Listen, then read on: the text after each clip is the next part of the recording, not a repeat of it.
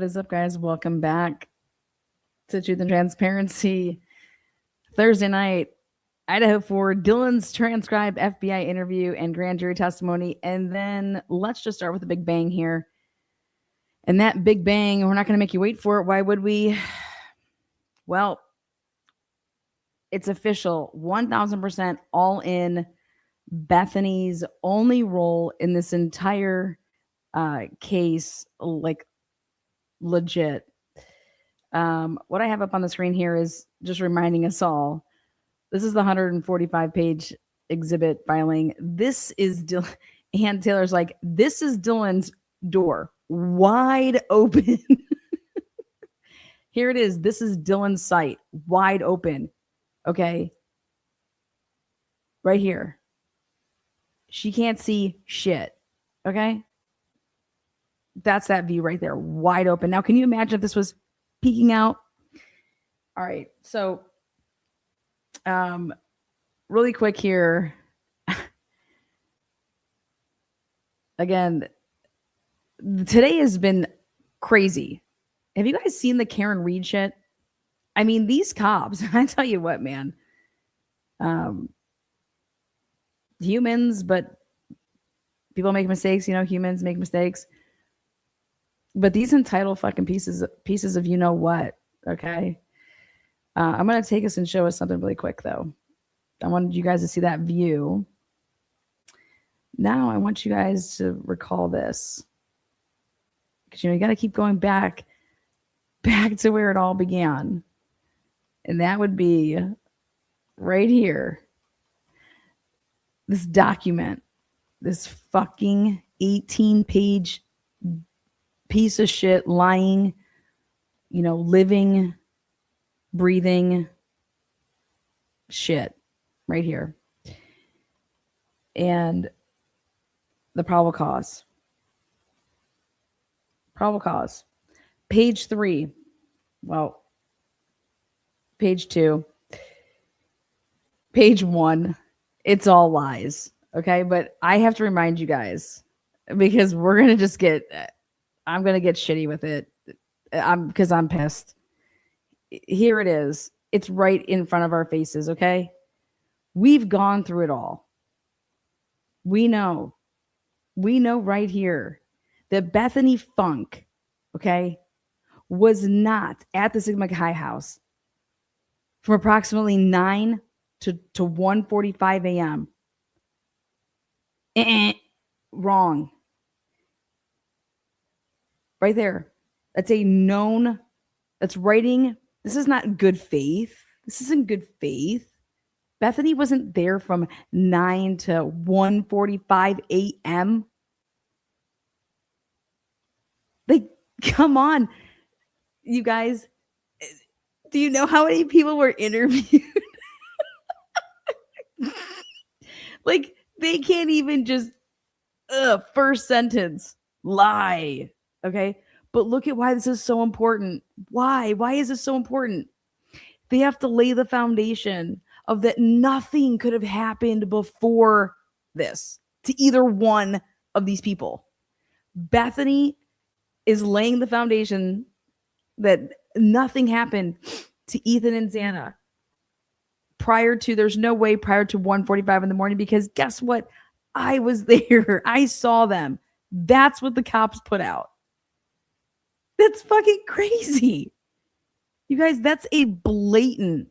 So when they unravel this 1,000-page filing of Ann Taylor's, okay, because I just sat here for 2 hours and went through this again, like with everything I know, and I put down everything and how I would have argued it. And I can tell you where to find the material. Boom, boom, boom. I didn't know motherfucking 1,000 pages. I'll tell you that. But Ann Taylor transcribed all these people's interviews, and she was putting these on the record. That's how she was filing it. And I know people out there have said Ann Taylor was like never going to take this to trial. Well, I think Ann Taylor, just in case this wasn't going to go to trial, she was making this record fucking known, because that's fine. One day this is going to be all unsealed and you guys can see all of this. Okay. Keep that in the back of your minds, because I definitely that has moved now up to the top to say the way that Ann Taylor filed her exhibits. This was, hey, if this should ever end in some plea or Brian's dead, gets killed, here you go. Here we go. Only the truth comes out on Lana Lane. Okay, we're going to talk about it. Lana Lane. So Ann Taylor beefs up these freaking exhibits, beefs up her motions where she's filing in support. She has her memorandums that she's supporting in her motion. Boom, and then she's got massive exhibits, and these exhibits were all transcribed of when people were interviewed. Okay, now. Again, thank you so much. Mary Jane became a member. Marsha. Hello, Alana. I love all that you have uncovered this Idaho case. Thank you so much. Are you related to Susan Boyle? I just had to say that. 31 months. How does it feel? 31 months. That's a lot of babies. That's at least 3. We're working on a 4th. Marsha said, hell with all that. 5 of you guys are going to turn green with me. Thank you so much, Marsha. That's awesome. Allie Tally's like, I'm matching you, girl. Here it is. Boom. Then Marsha's like, I'm going to match you, Allie Tally. What are you guys doing over there? Matchy back and forth. Look at that. 5, 10, 15, 20 memberships. Thank you guys so much. That's awesome. My voice is raspy because I've been reading a lot and talking a lot. Okay. So we know that's a lie right there, Bethany. Now, BF, then it just doesn't end there. BF also estimated that at approximately 1:45 a.m., Xana and Ethan returned to the King Road residence. Where did this take place? Bethany said no such motherfucking thing. Never once did she say that Xana and Ethan returned to the house at 1:45.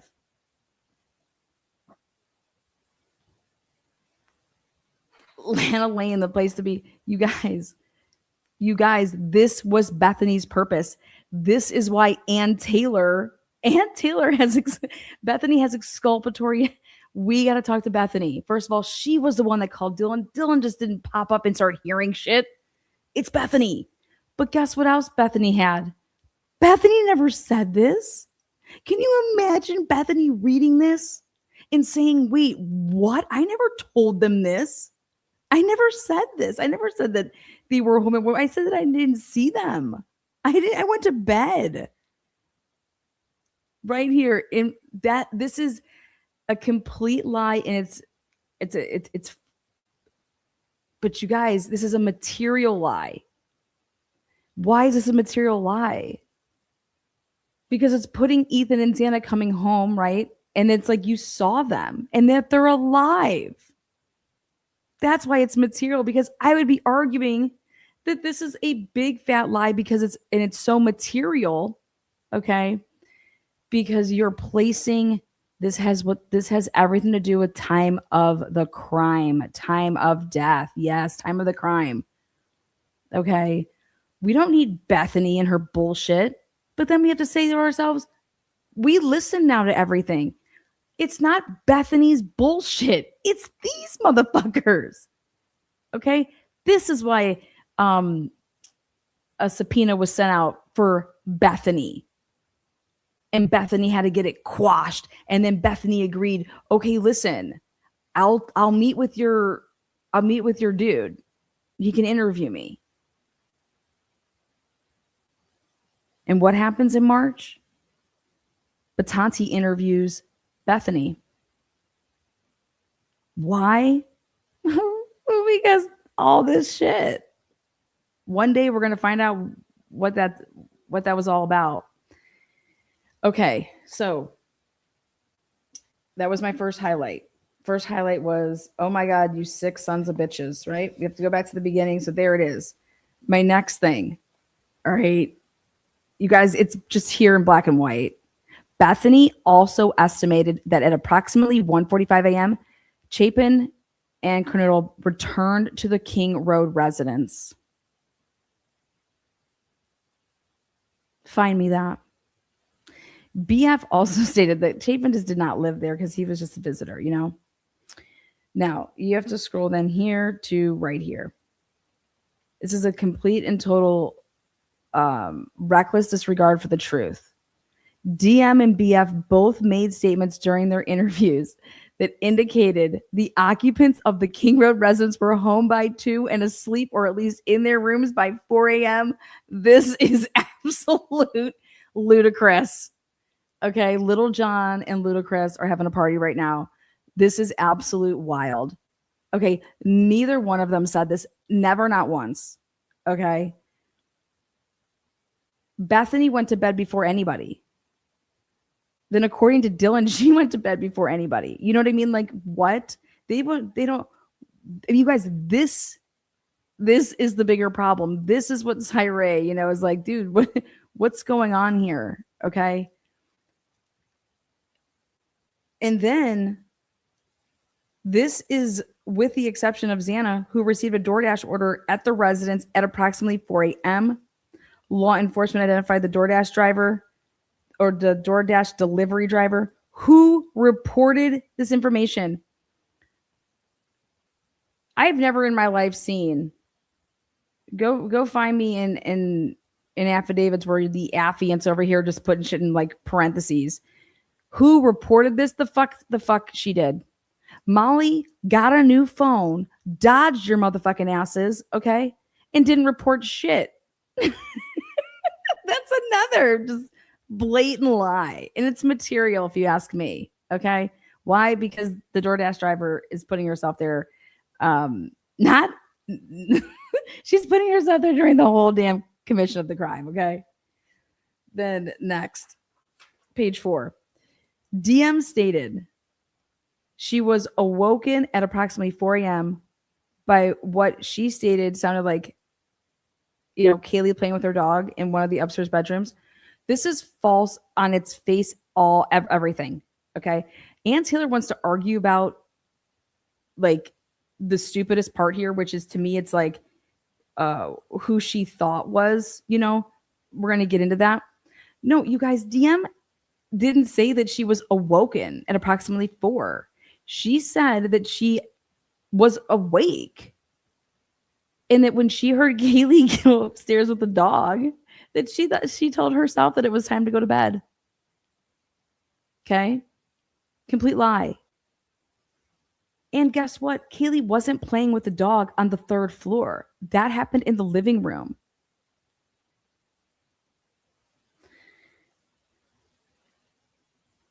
Now, she says a short time later, DM said she heard what she thought was Kaylee. Now, that's what Ann Taylor wants to totally argue about because it wasn't like DM said, where is this? Which were, she says right here. Wait for.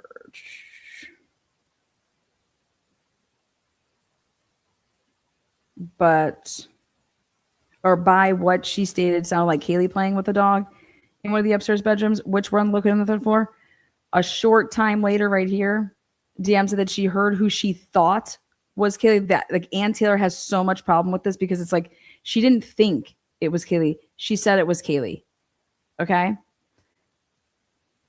And the reason that she has a problem with this is because Ann Taylor is saying, according to the state, that puts a big problem in their. Like, it's a big problem for them. And I'm over here like, really, Ann Taylor, that's what we're going to argue? That's what we're worried about? Fuck all that. No, what you need to say is that a short time later, what? A short time later? No, DM didn't say a short time later. DM said Kaylee is announcing that she is on the 2nd floor where her bedroom is. And that she thought she heard it, like I heard it from where Kaylee is in the living room saying and going to go upstairs. So she's going upstairs with the dog. No other footprints are heard, but just Kaylee's, goes up there with the dog and says when she gets up to the top that there's someone here. And then she runs down. Okay. She runs down, and then it was silent after that. Now, what her issue is also that she takes, Ann Taylor's issue is that a review of the records obtained from a forensic download of Xana's phone. Well, first of all, right there, what do you mean a forensic download of Xana's phone? Fuck shit. You guys didn't use Cellbrite. You guys didn't use shit. We don't even know what the fuck y'all did. My first problem, like a forensic download. Show that this could have also been Xana. Well, we don't need your conjecture, your speculation. Like, sorry, no. But that's what Ann Taylor wants to argue, is that like they're like backing up that this is Xana. Show that this could have also been Xana, as her cellular phone indicated she was likely awake and using the TikTok app at approximately 4:12. What? So Xana's with the dog? Playing with the dog? We just forgetting about all of that? Now, DM stated that she looked out her bedroom but did not see anything when she heard the comment about someone being in the house. This is a flat out lie. Okay, we just did it. This is a lie. In fact, it is a material lie. Why? Well, first of all, Kaylee ran down the stairs. Dylan said that she never saw Xana ever once. Okay. And then Bethany calls Dylan at 4:19, which like kicks everything off. Okay. So that's how you'd be oral arguing this. Like, this couldn't have happened at 4. Okay. Because Dylan's being alerted and awoke, if you want to say awoke, whatever, 4:19 when Bethany starts this all. Okay.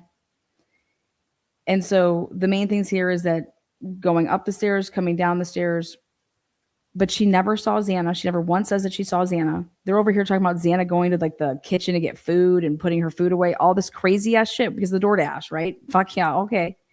Bethany, again, called Dylan at 4:19. Those are your arguments up there. Then here, no. Dylan, she got up and locked her door. She locked her door. That's what she did. DM did not look out of her bedroom but not see anything when she heard the comment about someone being in the house. That's not what she did at all. That's, again, material. It's a false. It's so false. It's so false. Dude, we're going to show you guys in black and white like we've seen it earlier today, okay? Dude, Dylan says that she ran to her door and she locked it. She doesn't see. Come on. Okay, she locked it. She didn't know what else to do, so she ran to her door and she just locked it. That's what she did. Okay? Then DM stated she opened her door a second time, because now they're saying this is a second time, but the first time just never even happened. But DM said that she opened her door a second time when she heard what she thought was Kaylee crying from, they put Xana's room. No, it's not what she ever said. She said the bathroom. Okay. DM then said she heard a male voice say something to the effect of, "It's okay, I'm going to help you." Okay. Now, we're going to scroll all the way down to this section here.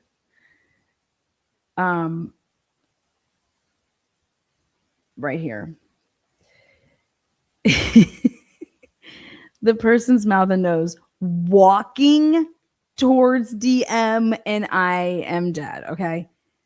Dude, never once until now. I'm going to tell you guys why this Aaron woman interviewed Dylan on December 1st. Okay. On December 1st. So think about this.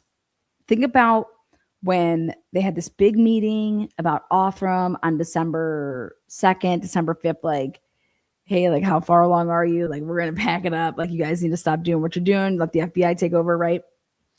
November 29th, they're saying they're running queries. November 25th. But here, December 1st, we need to talk to Dylan again. Why? Why do we need to? Fuck, we don't need to talk to Bethany, but we need to talk to Dylan again. So on December 1st, we have now these lovely, I'm going to start us off here on page 97. Dylan says, can't even believe I'm going to read this. Dylan, this is her December 1st interview. This is why they needed to interview her again. And they were just letting her ramble on and on and on. Crazy shit, okay? I remember just like opening it and just like seeing that and just like not understanding. Like I feel like I almost just like stood there for a second. Says Aaron. And didn't even think and just froze up, which kind of weirds me out. Also, why he didn't like ever come towards my room. Because if I was frozen like that, I could not have done anything. Like, but then I feel like I almost was like just in like this like frozen shock phase. And I just got out of it and slammed the door. And I was like, no, no, no, and locked it.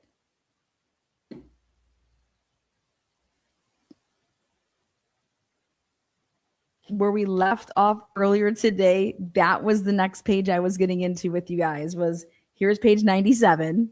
Okay. I was like, we're going to pick up. And that right there is where we're picking up with Dylan's interview with this Erin Broad. Erin Go Brawless. Okay. Erin Williamson. She interviewed Dylan on December 1st. This is the one that there's no audio out there that we've never heard. This is FBI material. But right there, boom, boom, there's your like, here's Dylan saying the words frozen shock phase. Who the fuck gave her that terminology? Her therapist? Her therapist? They included in the probable cause affidavit Dylan's therapist in the disguise of Dylan. Now, we're going to come back to this in just a second. All right, so right here, this is, again, mind-blowing for me to see this in, you know, when you go back and you look at this. They knew this was all false. But here, DM, this person walking towards her, describe the figure as 5'10" or taller, male, or okay, yep, we'll give you all that. With bushy eyebrows, that's what Ann Taylor's like, I'm taking umbrage with, like hardcore, and I'm over here like, fuck. The male walked past DM as she stood in a frozen shock phase. Out of all the things that this broad has said, this was what we're taking. That's what that December 1st interview was for. The male walked towards the back sliding glass door. DM locked herself in her room after seeing the male. DM did not state that she recognized the male. You didn't. What? That's not. And then this is false. Dylan actually says things like this. And this is what I would be arguing if I was Ann Taylor. I would be arguing saying, wait a second. No. Dylan said that she did not perceive a threat. That needs to be in there. Okay. And this is what I put in here. I said, she also said that she saw a vacuum, a mini vacuum. Okay. She did not perceive a threat. She did not perceive this person was a threat to her. Okay. But that's a really important thing, is that she did not perceive a threat, because the next words are very important, which is, this leads investigators to believe that the murderer left the scene. The murderer couldn't have left. Like, it's ridiculous. Oh, wait, unblock that person. Just mute them. So right here, this leads investigators to believe that the murderer left the scene right there. You can't say that. But how they're able to say it is because they're lying about Dylan's what she's claimed as her perspective. She's never, She was not in fear. That person, whoever it was, it's not the murderer because Dylan would be dead. Okay? Dylan would be dead, right? Because by the state's account of things, they think Ethan and Xana were just collateral damage. Yeah. Okay. But right here, that's why this is a problem for me, is because DM did not state that she recognized the mail. What are you talking about? DM stated that she thought that it was that it's a party house and people are in there all the time, in and out all the time. Okay. And then there was a reference about Xana wearing all black. And then she's saying, well, I just didn't perceive like it as a threat. That's why I did not call 911. That's what she says. And she says it right here. Let me go back over here to my lovely shit.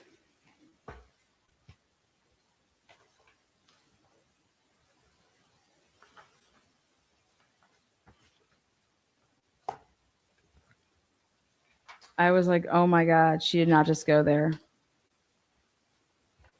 And I was like, yes, she did. She says, this is her quote.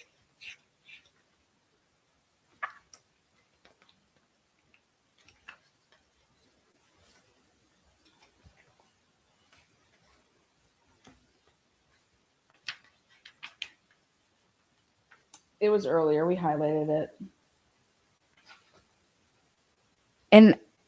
And didn't even think and just froze up, which kind of weirded me out. Okay, wait, no, I already said that. That was before that. She says that's why I didn't call 911. Oh, right here. I was just kind of freaked out because I was freaked out, but I wasn't like worried. Like I was just like, the thought of someone being in the house just freaks me out, but I wasn't like freaking out. Like I wasn't like, oh, I need to call 911. Didn't come to my mind at all. I was just like, we're just going to wait it out. Like he'll be fine. Like he'll go. Like it will like here, we'll leave, you know? That is what you would be saying. This, Dylan didn't perceive any threat or she would have called 911. That's what she says. It's right here. It's right here in the documents. And then she says, we'll leave, you know. Then she's admitting to the fact that, oh, if we have to, we'll just leave, which we're going to get into. So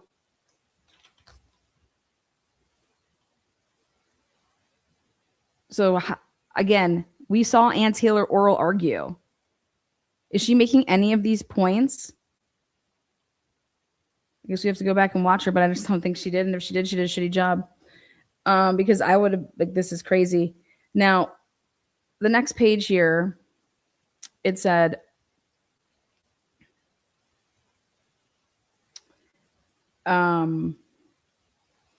wait.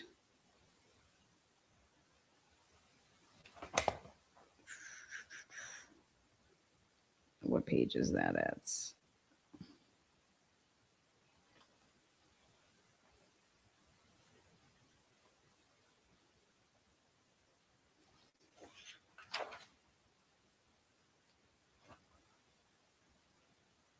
All right. Okay. Right here. DM did not say that she recognized the mail. Again, I said that you have to talk about the vacuum. You have to talk about that she did not perceive a threat and she was not going to call 911. Then, where it says, during the processing of the crime scene, okay, investigators found a latent shoe print. Right here, this has no business being in the probable cause. You want to know why? Because they knew, because they were all co-located and communicating like champs. The lab said, and it was all approved of, that none of these prints around here, anything like that, on the floor and stuff like that, this is all police. We were all counting that as police boots or whatever. And the lab said that it was police and to discard it. So right there, The investigators found a latent shoe print. This was located during the second passaging of this. This is all bullshit. This is a fucking lie. And it's in paperwork. It's clear as day in paperwork. Okay. And it was chalked up to being a police. Somebody that was, there trampling the scene. Here in the probable cause, this is what they do to it. And they say that, hey, this is to bolster Dylan's accounts. Okay. This is to bolster her fucking bullshit. This is consistent with DM's statement regarding the suspect's path of travel. No, the path of travel that goes into her room or it's leaving her room. And the most important part about it is that she says that she just peeks out, but then she all the way opens it. You know what I mean? Like, which one is it? Again, I would also oral argue that there was not a full file extraction done on Xana's phone. There was no Cellbrite. I mean, what are you talking about when you're talking about a forensic download of her phone? I would have gone ham on that. They knew that. Next, they talk about a review of the camera footage indicated that a white sedan hereafter suspect vehicle 1 was observed traveling westbound in the 700 block. We all know that what they're leaving out here is that the plainclothes officers, that's their vehicle. And Gower was the reason they ever pulled this surveillance cameras here. Okay, so they knew, so this is materially false. They knew that car was associated to somebody else. And then they also do the incorrect math, right? And that this car could then not be actually the one that's at 329, because we did the math and we showed you guys all of that between the Main Street camera and the car that's on Ridge Road, okay? To then get up to be this vehicle at 329 that's going into and by the house.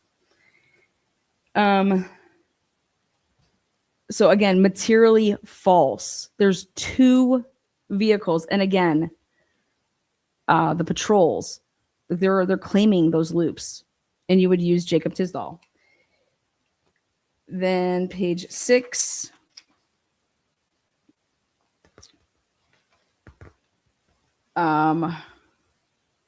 When they're talking about suspect vehicle can be seen entering the area of Ford time at approximately 4:04 a.m. The reason that this whole probable cause would go flushing down the toilet is because of the Bethany lie.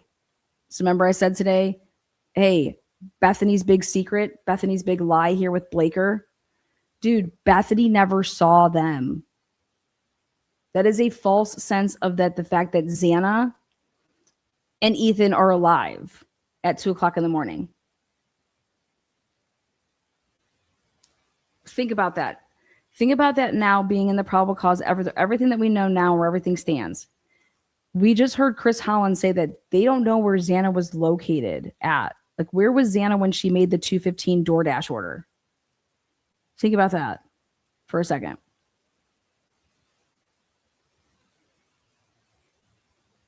My question is how do you know that Xana made the order? And then he's over here saying that was, did you see that bag? That bag was huge. That doesn't have anything to do with anything, but what was the order?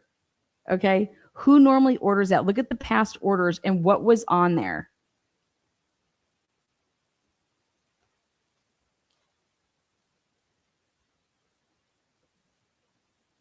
Give a shout out to Crystal. On me, you deserve it. I deserve some shots.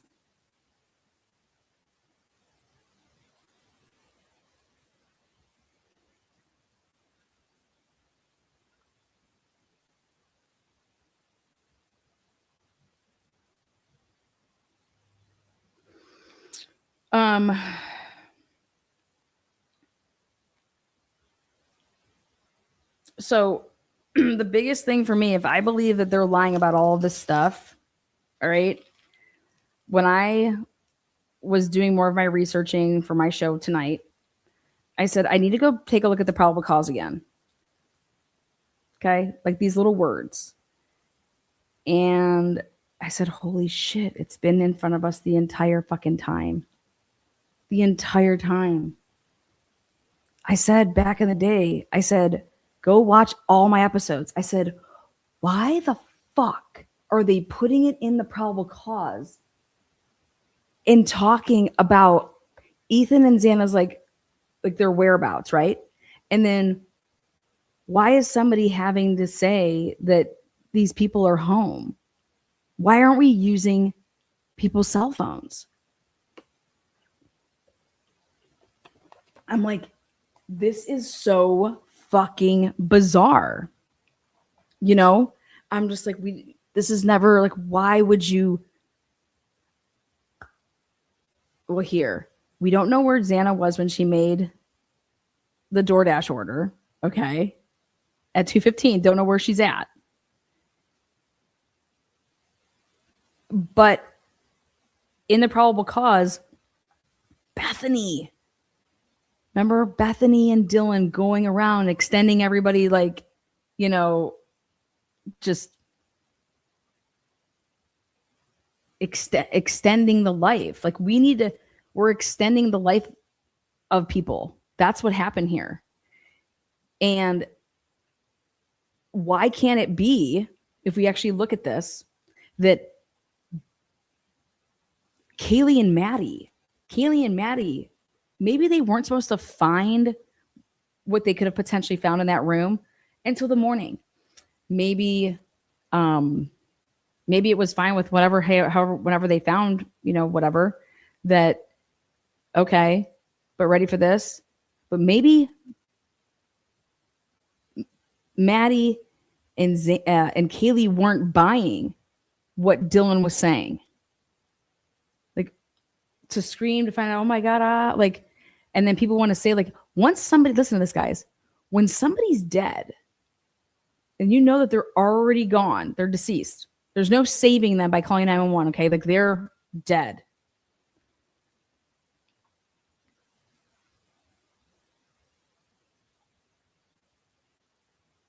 If Kaylee and Maddie were like, what the fuck, holy shit, right? You know what they do sometimes? They say that when you stage a crime scene, you want other people to find the bodies, okay? That's one of the things. Like, you want somebody else to find the bodies. All right? That's one thing.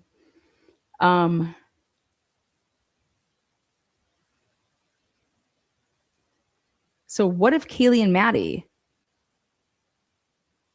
actually saw what went on in Xana's bedroom, okay? And it was like, now Kaylee's trying to call Jack D, right?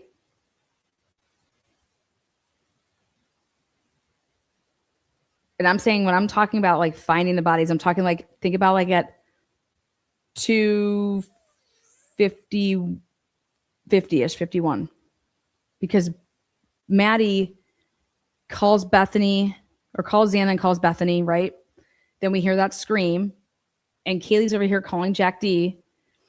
And then boom, immediately their phones aren't doing anything. Kaylee and Maddie's. We've never gotten in on Kaylee's phone.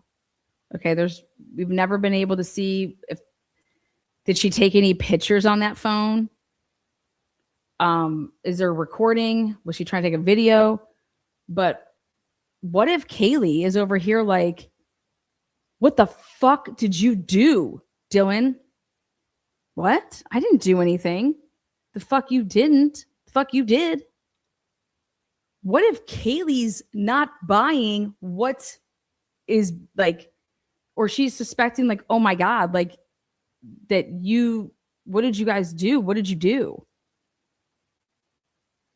What happened here? What happened here? What if Kaylee and Maddie weren't buying what was being like this big, like, oh my God, wait, what the fuck? Huh? No, we just got here. Like, what do you mean? Like, no. And what if Kaylee, because she's a fucking smart woman, right? Young girl, she sees the fucking blood trailer. She sees that there's stuff right in front of Dylan's door.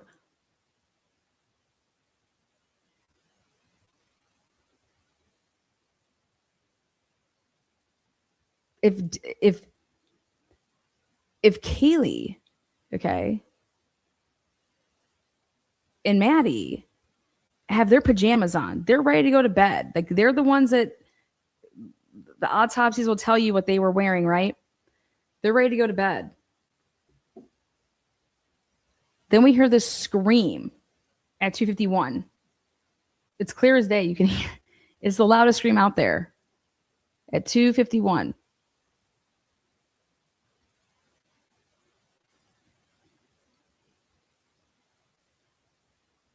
Xana's phones weren't doing anything. Xana's phone wasn't doing anything. Ethan's phone's not doing anything. Nobody knows where these people are.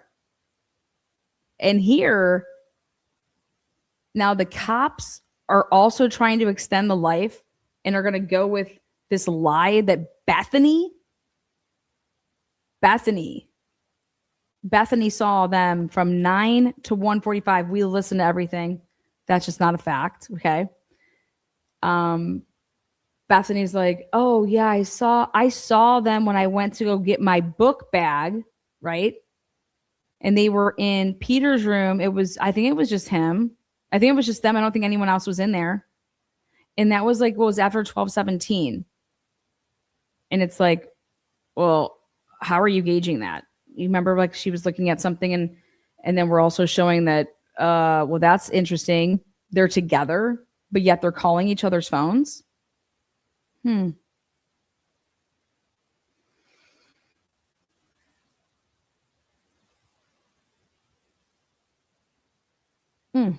Okay. And here the cops are on board with right from the beginning. What are we laying down in stone? What we're laying down in stone here in the beginning is that everybody is alive and accounted for beginning at 1:45 and that everybody's home at 2 and in their rooms by 4. Well, so are you going to sit here and try to say that Xana and Ethan, they definitely came back to the house, but they could have left because we don't know where they were from 2 to 4?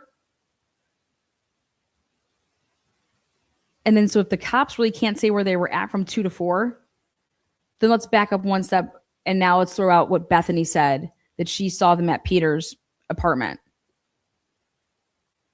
Meanwhile, the phone shows something different. Because it's, why are you calling each other? So there's only one reason you would ever do that. But if you look at the beginning of this fucking probable cause, it's right here. It's just like, damn. It's like, why would this ever need to be put in a probable cause?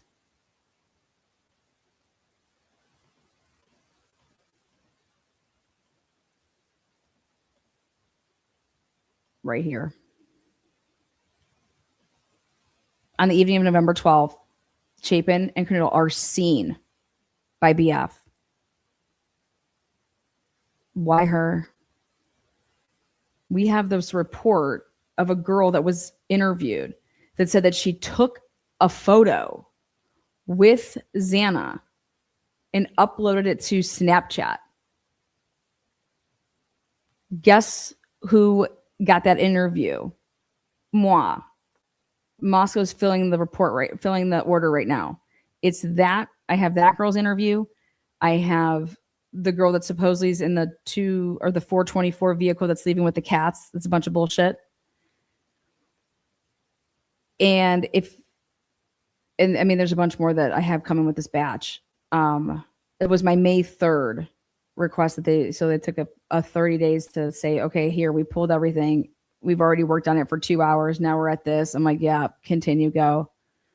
I mean, they're absolutely crazy what they're asking for shit. It's fucking straight up nuts.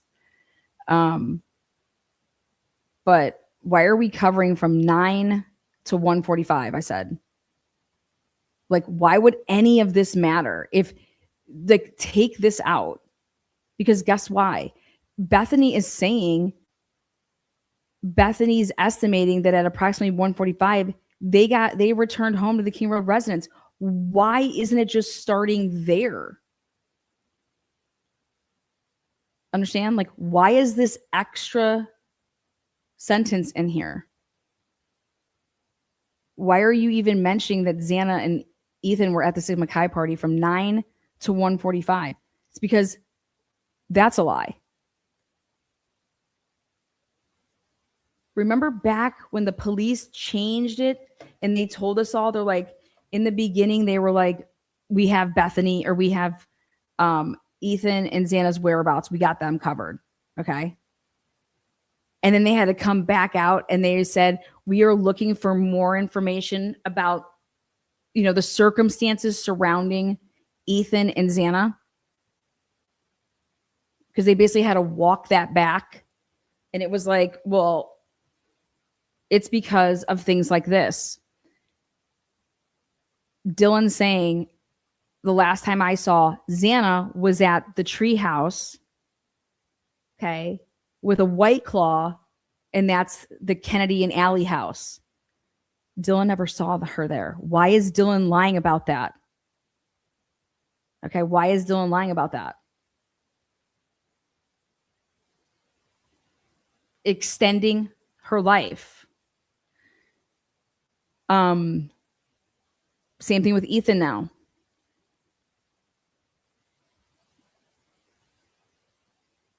So the cops come, they go back out and they say to us, and there's this big old like, okay, we're still looking into the events, from 9 to 1:45.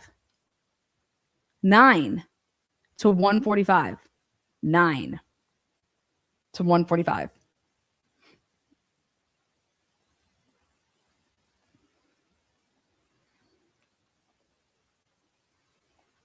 The way that Van Leuven lied in the Dan Moore case, Brian Drake chiropractor case, they knew that there was a witness. Van Leuven knew that there was a witness that lied about what time she left her appointment after Brian. She was the last person. She's like, I was the last person to see him alive. Eldora Gatchel says this.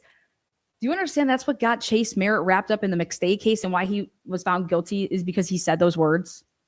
That's what put all suspicion. Here, this woman, Eldora Gatchel, says, I was his last patient, and I was the last person to see Brian Drake alive. And she also recorded it, video recorded it. She also recorded her brother in his outfit. Thank God. But she says that she left and that she went out some back way. But before she left, she saw a white truck. And the reason that she knows that she saw this white truck is because the white truck was blocking her from going out the normal way. And it was sitting there with its running lights, and it was big. And it was like describing a Dylan Mortensen situation right here. Dylan Mortensen's describing, this, I saw this, this eyewitness, right? And Dylan Mortensen's telling us is there was somebody else in this house. Okay. There was somebody else there. It wasn't us. Okay. It wasn't us. There's somebody there. There's somebody in that house. Okay. So Idaho State Police, when they did the the chiropractor case, they went ahead and looked at the camera surveillance. And what it showed was that, wait a second, when Eldora Gatchel left, there wasn't a white truck there yet. The white truck comes after Eldora's pilot leaves. The white truck comes, a minute or two later.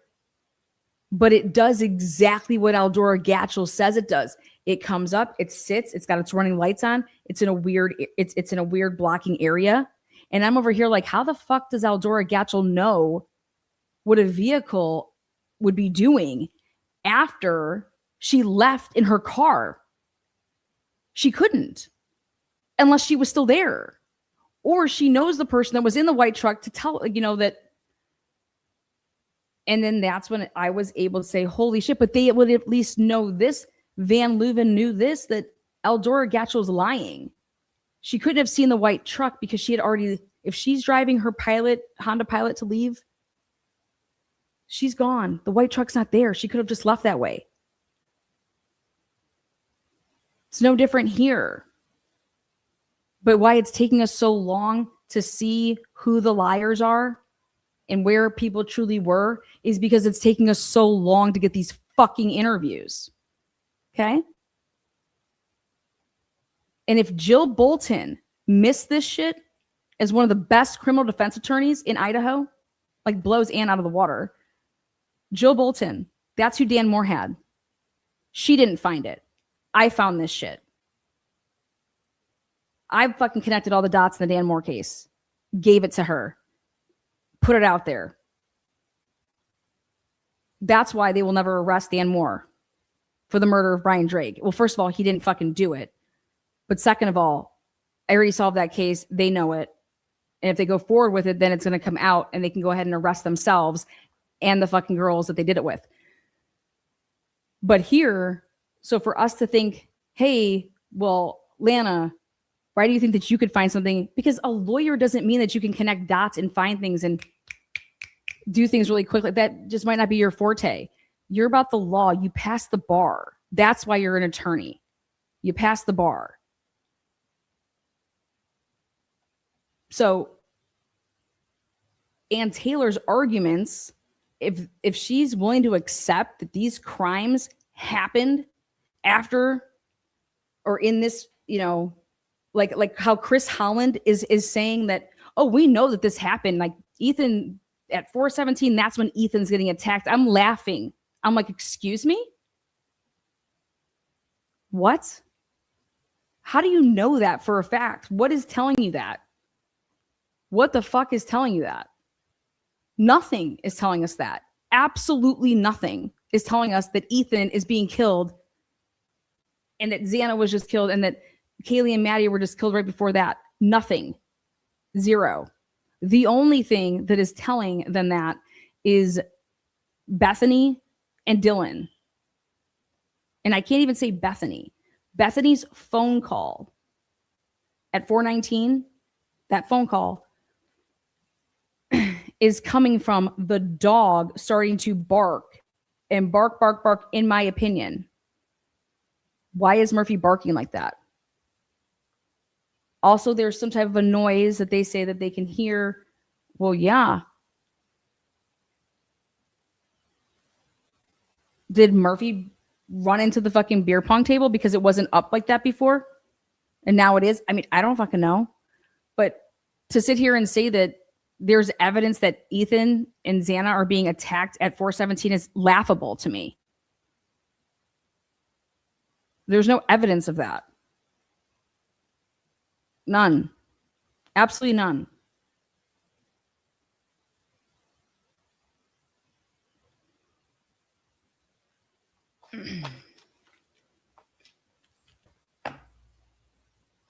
So them willing to accept that this happened at that time frame, why when you would be able to argue it a way better way? And the argument here is that look at what they're lying about in the probable cause and why they need to do this.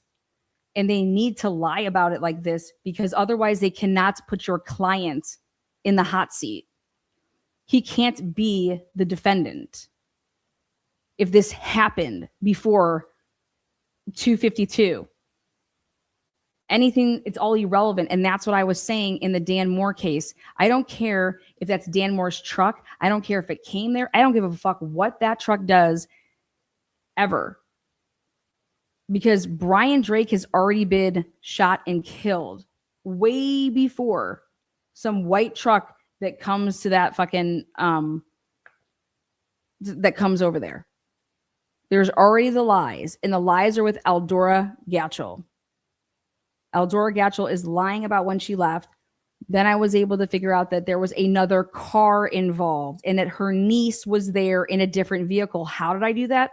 Because I went and got the interviews. And the guy that was leaving right before Eldora's appointment, Eldora's in there playing a ukulele like an idiot, or recording her brother playing it rather like an idiot. Paul Jacobson, who I've talked to personally, I've interviewed him, but also I have his interview. He said, yeah, when I was walking out, there was a SUV. He's like, I don't know, maybe whatever vehicle it was. There was a girl that looked like it could be the daughter of the girl that was inside. I said, wait, another Hawaiian chick? He said, yes. Exactly. And she looked like the woman that was in there, her age. Now picture like her having a daughter. So, and I was like, what, like 20s, 30s? He's like, yeah. Like, cause he's like pegging Eldora like in her like, 50s, 60s. And I said, you got to be shitting me. So I'm running all the camera back. Boom. Sure as shit. There is a old Explorer that's pulling in. And then Paul Jacobson's truck is leaving. And then I was able to follow around this SUV, this old school Explorer. And then I looked at the geofence warrants. And the cops' cell phones are going absolutely berserk. Absolutely. Why are all these cops talking to each other on their cell phones? Right in the geofence. Very bizarre, huh? Yeah. That's the Brian Drake case. And then why is there a meth dealer blowing up Brian Drake's phone right after he was shot and killed? That's left out of the probable cause. Why did Brian Drake have 3 phones? A meth dealer who was gotten popped for meth up in Sandpoint. He lives up north. Why would he be? Where's his phone at? Is it on the geofence? Why is he calling Brian Drake? And why, like, he never calls that number? Why is he on the geofence too? Why was this person never interviewed? Why did the cops get into Brian Drake's phone when it's laying there on the ground? After Brian Drake's son texted him at 8:15, 8:16. How do you know that, Lana? Because the Solbright showed me that it was red. Dead people can't read text messages. After the scene was roped off, Brian Drake's laying on the ground there. His phone's right next to him. Somebody opened up that phone and read the 8:15 and the 8:16 back-to-back text messages that Brian Drake's son sent him. It was a cop. I know what cop it was. These are the same type of people that are investigating and working in the Idaho4 case. That's why that case was so important to me. And then it became just uber important to me because I was like, holy shit. They're ruining people's lives and they just don't fucking care. Like, this was another chiropractor who's been in the community forever. And his alibi was he was with the coroner. His wife, a nurse at the high school. Like, what the fuck are you doing? Yeah, unbelievable shit. Well, so when you look at this and you say, what's the one thing that Moscow Police Department was adamant in pushing? Well, the time. They made sure that you would never need to write any of this. They made sure that it was, hey. 2 of the interviews included BF and DM. Both BF and DM were inside the King Road residence at the time of the homicides and were roommates to the victims.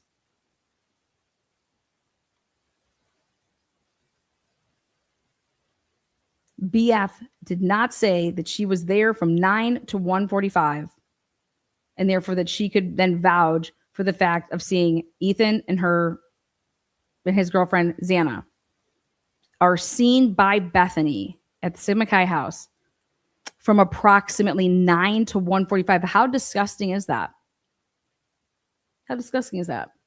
You guys know that Bethany left and arrives at the treehouse, aka Allie's and Kennedy Fitzgerald's house. The cops know this. This is what Bethany told them. This is what other people said as well. And then the only person that's putting herself is Bethany says that she went back to the Sigma Chi house, okay, to go get her book bag with her alcohol. That makes no sense, y'all. None. Why is Bethany trying to make it seem like she's not at that house? Like, why would you go back and get a book bag when you left to go to, I don't know, the tree house? You didn't take your alcohol with you? But think about it. Remember when somebody was saying that so-and-so didn't feel like drinking that night? Like, they just weren't feeling it. They weren't getting drunk. Remember that?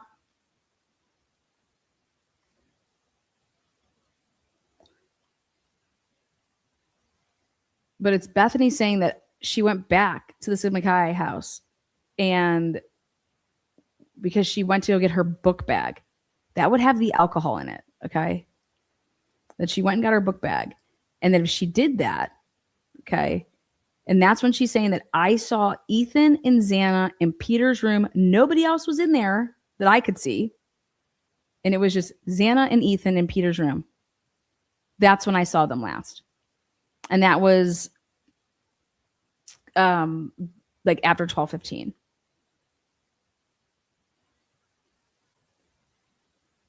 How the fuck does that turn into 1:45? Why aren't we using the girl that supposedly took a picture with Xana and posted it to Snapchat?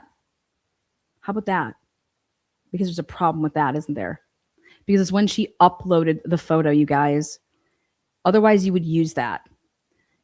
If the girl that took the picture with Xana truly took the picture at that time and uploaded it to Snapchat, right?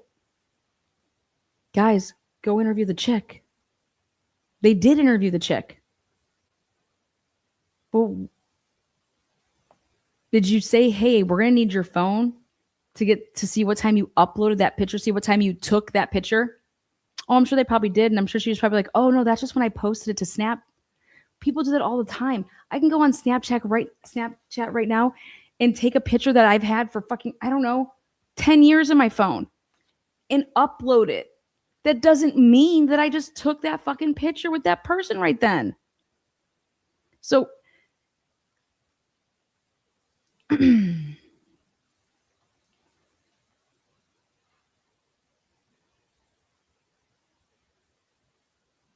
we now know from before that the cops had to walk it all the way back with everything to do with Ethan and Xana and their whereabouts.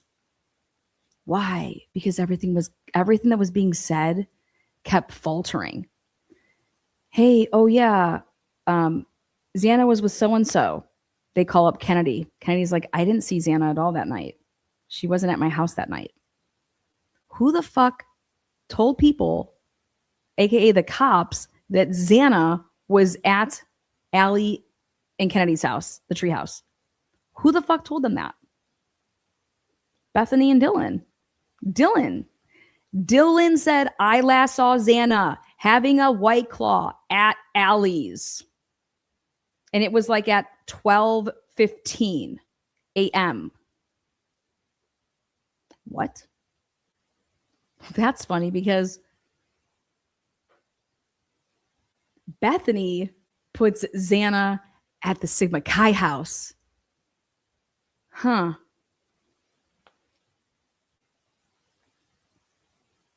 Everybody wants to talk about this whole like that Kaylee and Maddie were killed first thing. No, I don't see it like that. How I see it is I see Kaylee and Maddie. Why would Maddie call Jack D? At first I said, well, Kaylee was like, here, fuck, I'm gonna use your phone because he'll answer you or something like that, you know?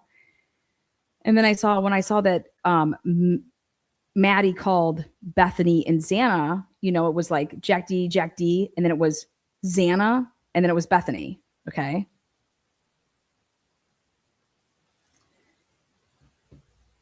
And I was like, yeah, no, because it wasn't like Kaylee was calling anybody else but Jack D. And I said, wow, and this is that screen was at 2:51. And it's like, what if, I mean, a lot of things could have happened. What if Dylan acted like she, you know, found them. But normally you have other people do that. If you're going to stage something, you have other people find the bodies. Okay.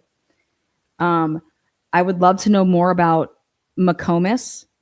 Remember when Dylan was like, here, like, come, I'll take you back to my house. I'll take you back to my house and you can sober up. We'll get a sober bro and let's go. Let's go. So Dylan takes somebody with her. Dylan was not going back to that house alone. Interesting. Why? That's why I said they needed to ask McComas, have you ever gone back there and you guys just go back and watch Vampire Diaries, just YouTube before in the past? Has that ever happened? Is that out of the pattern of history of you and Dylan?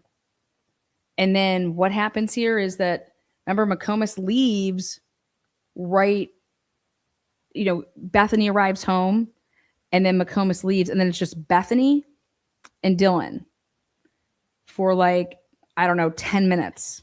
And Bethany is the one that's saying to get food, right? To Maddie. She calls Maddie.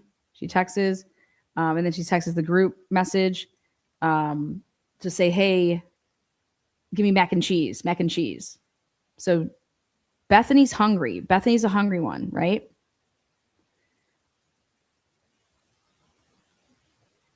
And then when Chris Holland said, we don't know where Xana was when she made the DoorDash order, I said, holy shit. How do you not know where she's at? How do you not know where any of these people are if you're connecting to Wi-Fi? Like, you're getting on your own Wi-Fi. That would tell me that your phone either died or someone shut it off, and so that it wouldn't connect. And then you have these two girls named Bethany and Dylan, both of them talking about, I know that they were home because I have Maddie on Find My Friends and her phone was home. So she's home, everything's fine. And then I saw Xana and Ethan and I went to Snapchat Maps. Okay. And they're home. Ready for this? Well, that is exactly opposite of what somebody else said when they were trying to look up and couldn't find them on the map, which is consistent with either A, your phone could be off, you're not sharing the locations anymore, you took off, you hit the button to not share locations. But in order for Brian Colbert or anybody that's going to be said to have killed, I believe that you need to look a little bit earlier.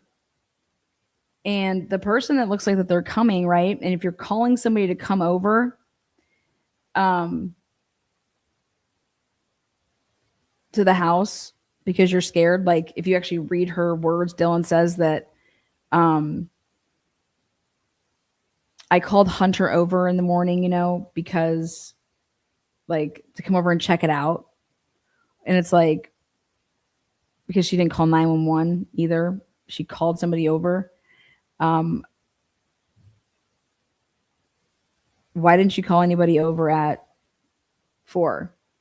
All your friends are up. It's fucking college, right?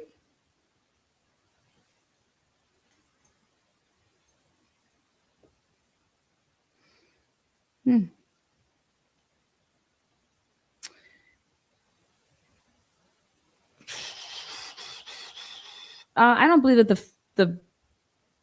the bagel. Nope. That's just what time what's her name got home. That's what time Lakeland got home.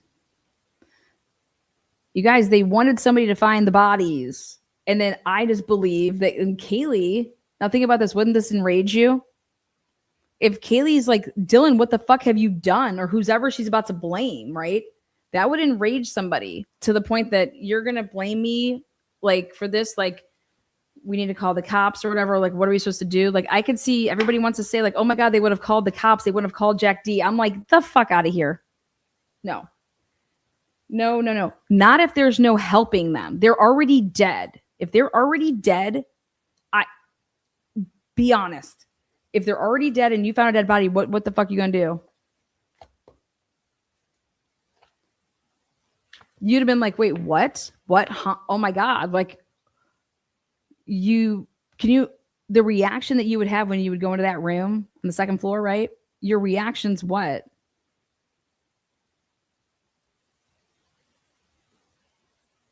I mean, you need to listen to what Dylan's over here talking about, man.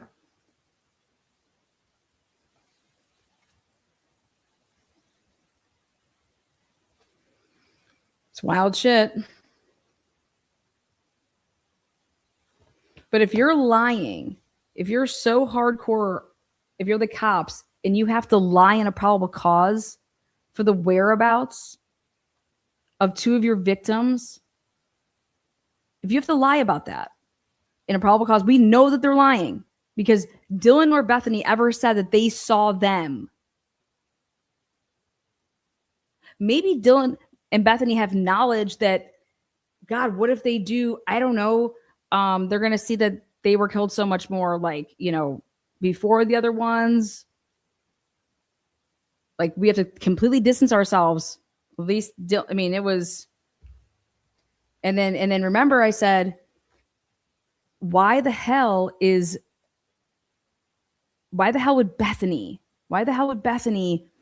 immediately just say, oh my God, I was only outside for 10 seconds. And then I came right back inside because it was cold. I put something in my cupboard and then I grabbed my chips and then I went down in my room and I went to bed.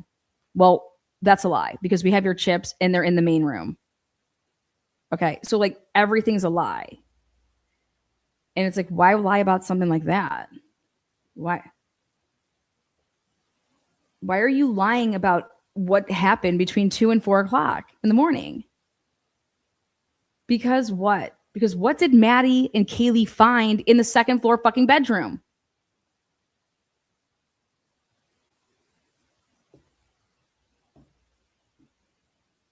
Maddie and Kaylee. What if they were like, it's you, Dylan? Dylan, what have you done? Oh my God, Dylan. Oh my God, what are you? Look at your, like, Dylan, we're calling the police. That's it. We're calling the police. No, we're not calling the police. They're going to all think that we did this. We didn't, and then the Maddie and Kayla, like, we didn't do this. We just got back here. What the fuck are you talking about? We didn't do this.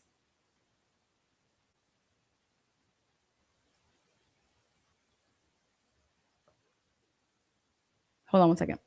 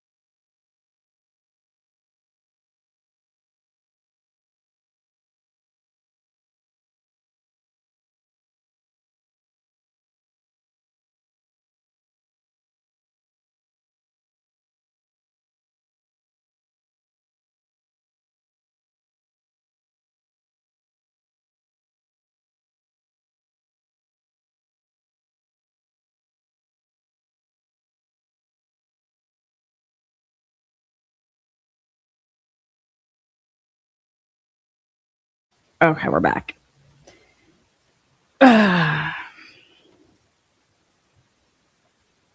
Yeah. So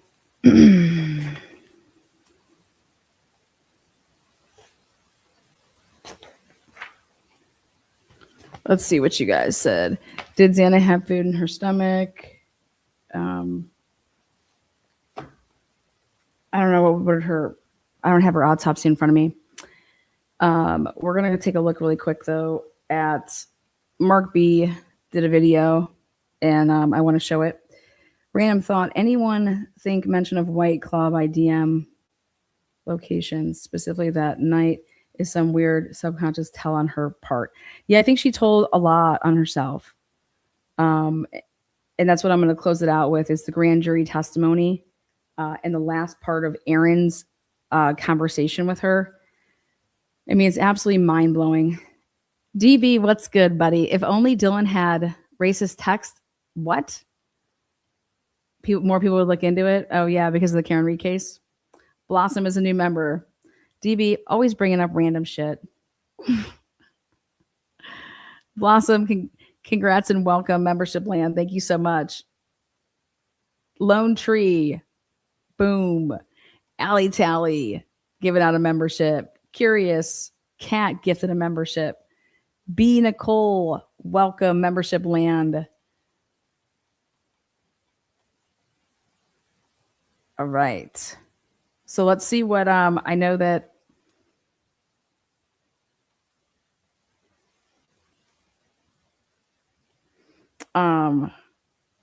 again, remember, the undercovers claimed the white car circling.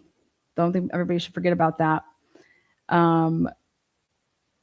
These are materially false statements. They are so material. Why? Because it is taking away from the time of the crime.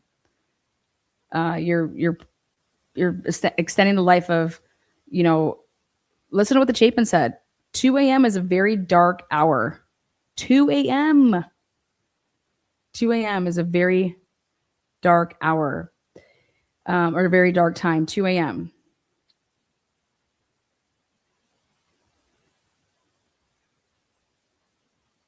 There you go. Is that what it says? G.I. Jane Doe. G.I. Jane Doe. Like that name. So who do you think the killers were, Lana? I mean, Brian Kober could be involved. I'm just saying that usually when you have the wrong motive, you have the wrong perpetrator. Like, Brian Drake was not killed because of losing patience to another chiropractor. That's not the motive behind the killing of Brian Drake. And so therefore you have the wrong person. So normally if you have the wrong motive, you have the wrong person. You're on the wrong path. I think that there would be a lot. I think that his car would have something in it. If he used his car, I think there would be some trace, whatever you take, when you go into a crime scene, you're going to bring something out with you. I don't care how much time they think went by. I think Curtis Whitman supposedly finding Brian Koberger's car. And that's another biggest part of the whole lie in the affidavit. Like, the same guy that you said found his car at 12:58 on November 29th. He's the same guy that left work at 4:30, supposedly 4:30. I believe it was earlier, but at 4:30, and wrote in his comments on why he left was because he got out after the football game let out and stuff like that. The football game was at noon. He left at 4:30 in the morning because of what? I think that he went back and looked at his time card, when you're going to go type stuff in, because that's what you do. It's all computerized crap. It's not like, punch in like that. But I think that were you looking at it and thinking 4:30 p.m.? This is like, nobody's going to look and see that it's a.m., or I can just say that it was a mistake like that. And but why he left work, it's the same guy that found Brian Koberger's car because he was just looking for it. Not the guy that queried it, but the guy that was looking for it on November 29th at 12:58. Right after Daniel Tenagle queried like the whole, WSU, hey, what Elantras. Meanwhile, this kid, Brian Koberger, has been getting tickets. That's the other thing. Why would you be getting tickets in a vehicle that you just committed a crime in, right?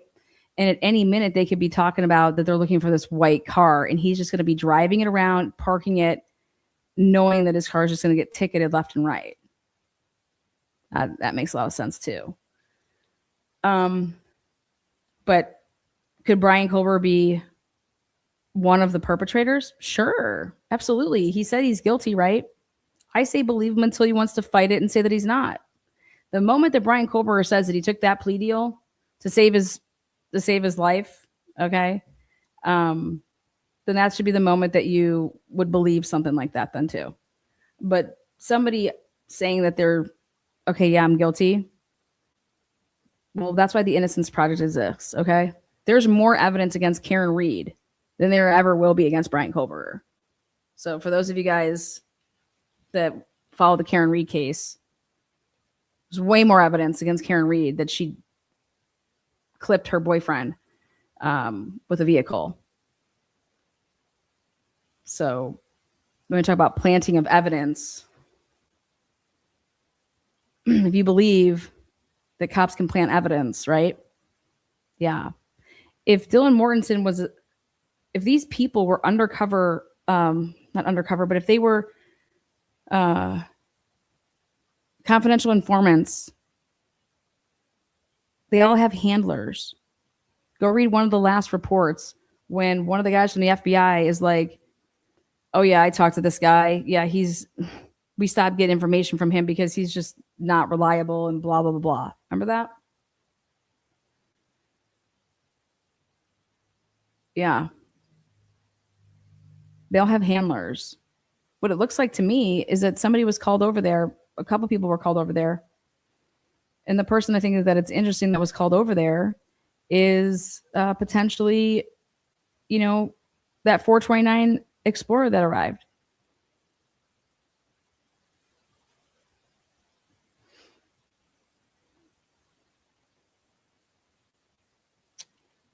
So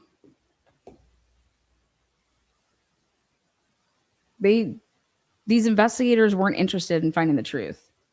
There's no way that that Dylan's not a suspect in the beginning. There's no way that Bethany isn't a suspect in the beginning. These people have to be ruled out. There's no way that your theory can be that Ethan and Xana were collateral damage. And for Chris Holland to say if Xana would have never come out of her room and just stayed in that room that night, she'd be still alive, and so would Ethan. I'm laughing at that. That's laughable to me. Okay? Because then his answer, though, to that is that, well, yeah, because they ran into the killer.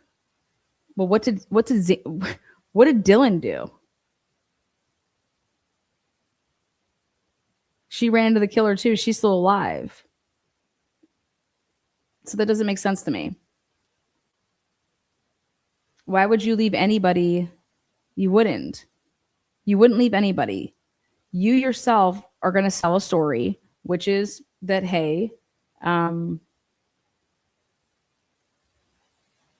I saw a person with a mask on in here. Do you guys know like that saying when someone's like,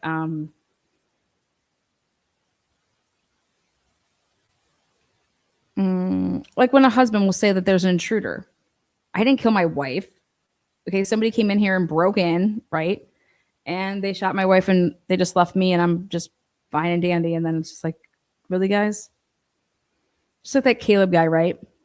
So obviously it's him, right? It's so obvious, right? That it's him.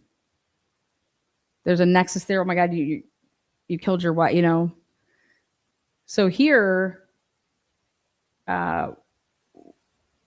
why are we so quick to move outside of the house? To say immediately, let's go and see what vehicles are coming and going. Like, that's a lie. They didn't do that. That's not what they immediately did.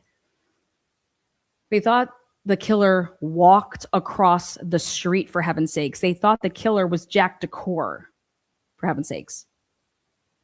Jack Decor or Jack Showalter and Connor Chestnut, that was their radar. Or was it all a pretend investigation? They had to pretend that these people were on their radar to make it look like we investigated. Because we really know what we're about to do here. We're buying time. We're doing X, Y, and Z. And then what happens? We have an arrest right before, hey, the kids have to come back for, to go to school.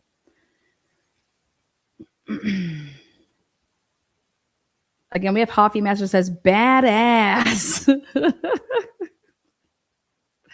Hobby Master, badass on the block, man, a badass. You just got to go back to that beginning, man. Great video, man. In my opinion, I am a dog owner and I wouldn't let anyone take my dog out as wasted as MM was. Maddie was on the Grub Truck video. No fucking way. That was my kid. Yeah, but again, guys, we have to ask ourselves. It's Bethany and Dylan. Okay. There's no evidence that Maddie took the dog out, right? There's just no evidence of this. Everything that Bethany and Dylan have said have been proven to be lies. So I'm going to chalk it up as I don't believe that, oh, Maddie came to my room. Why would Maddie came to my room asking if I had the dog? Really? No. They were trying to get in front of something with that as well.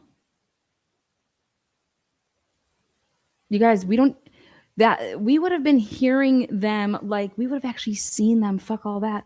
If Murphy goes off running, these girls would have been seen on the 1112 camera because they would have been going all the different directions. Here, nobody, not a single person besides Molly, is seen on that 1112 camera walking ever once. It's very bizarre.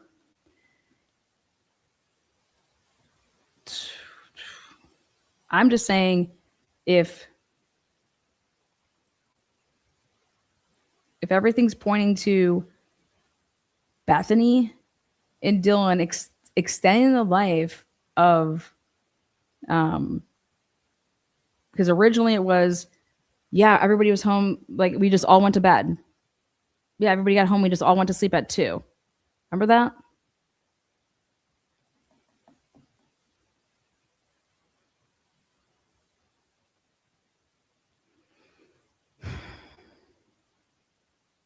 But why would the cops have to lie in the probable cause and say that Ethan and Xana are home and accounted for?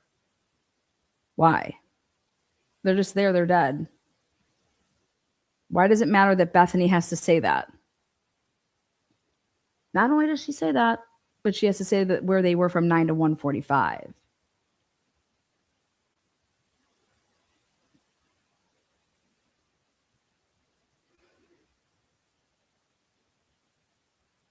Because they have to sell it to the fucking magistrate judge that car and this person that we're looking at, okay, in this time frame.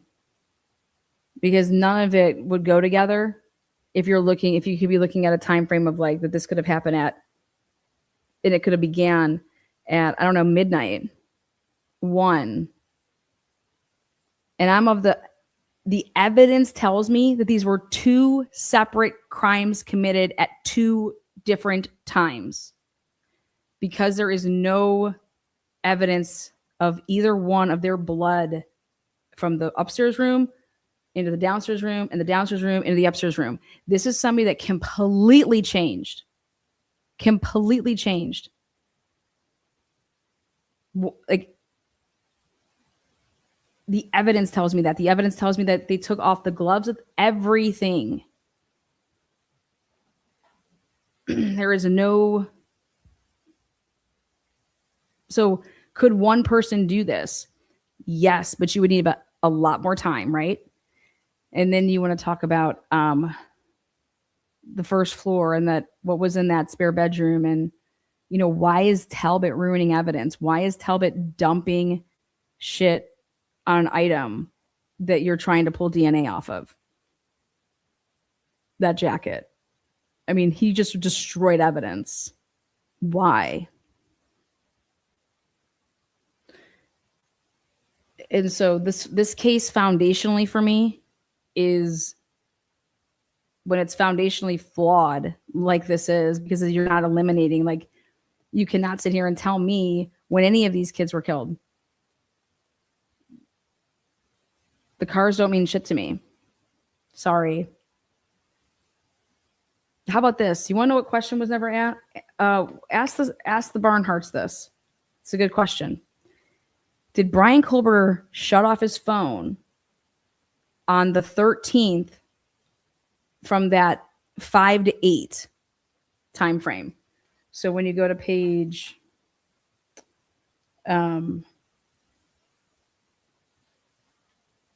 let's see.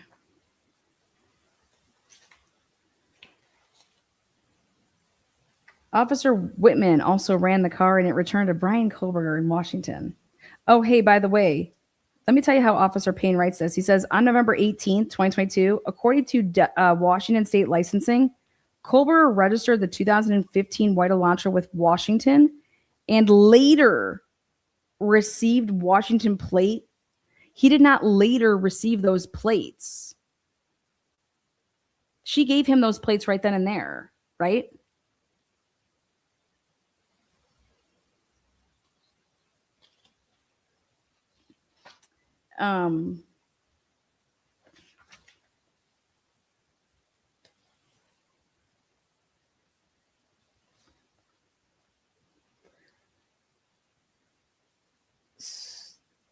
Why would you try to make it seem like Brian Kohlberger didn't go in person to get those plates?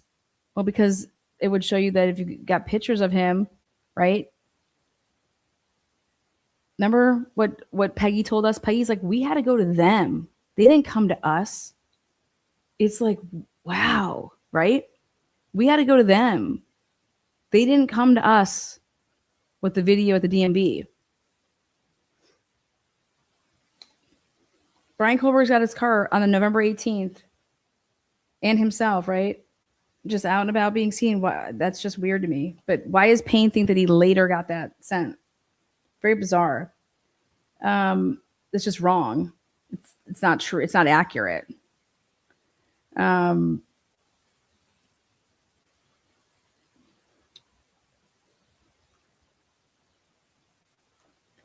They also got it wrong. Brian Kohlberger did not apply for his internship with the Pullman Police Department in the fall of 2022. He applied in the spring of 2022. Why lie about that? And he got that information, we know, from pursuant to records provided by a member of the interview panel, Gary Jenkins, for Pullman Police Department. We learned that Kohlberger's past education included undergraduate degrees in psychology and cloud-based forensics. Why are they distancing themselves from making it seem like they would have talked to anybody at the university? But it's wrong. Brian Kohlberger applied in spring. You know, do you ever think that it's possible that Dylan has a Reddit account? Because, you know, Kohlberger in his essay, he had an interest in assisting rural law enforcement agencies with how to better collect and analyze technological data in public safety operations. Kohlberger also posted a Reddit survey, which can be found by an open source internet search. Why? How does that get you probable cause? Why is that even in there? What? Could be more egregious. The survey asked for participants to provide information to, quote unquote, understand how emotions and psychological traits influence decision making when committing a crime. If that's not connecting to somebody, why are you fucking saying that? How did you find that? Who told you about that? I think the same person that gave you the name Brian Kohlberger. That's what I think.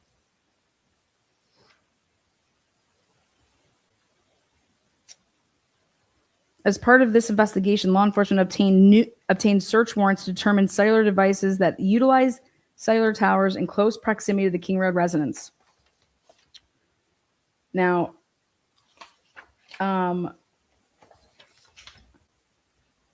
okay, so this is what I want us to ask the Barnharts.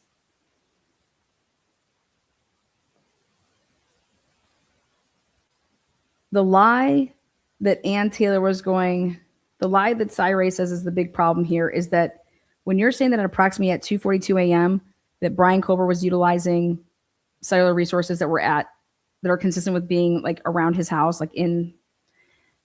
They then say at approximately 2:47 a.m. the 8458 phone utilized cellular resources that provided coverages southeast of Kohlberger residence, consistent with the 8458 phone leaving the Kohlberger residence. Well, why are you assuming that he's at home at 2:42? What the fuck are you doing? Does it mean that he's at home? He's on, like, that would be no different than them assuming like where Xana or Ethan were. Like, what are you doing? So why are you saying that he's leaving the residence? He was already out and about. Make sense?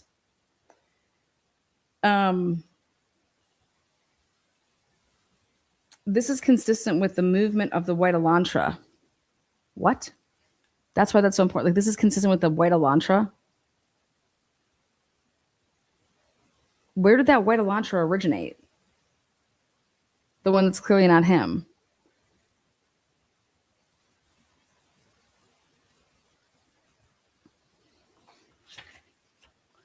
But right here, I want us to ask the Barnharts if on the next day, when Brian Kober is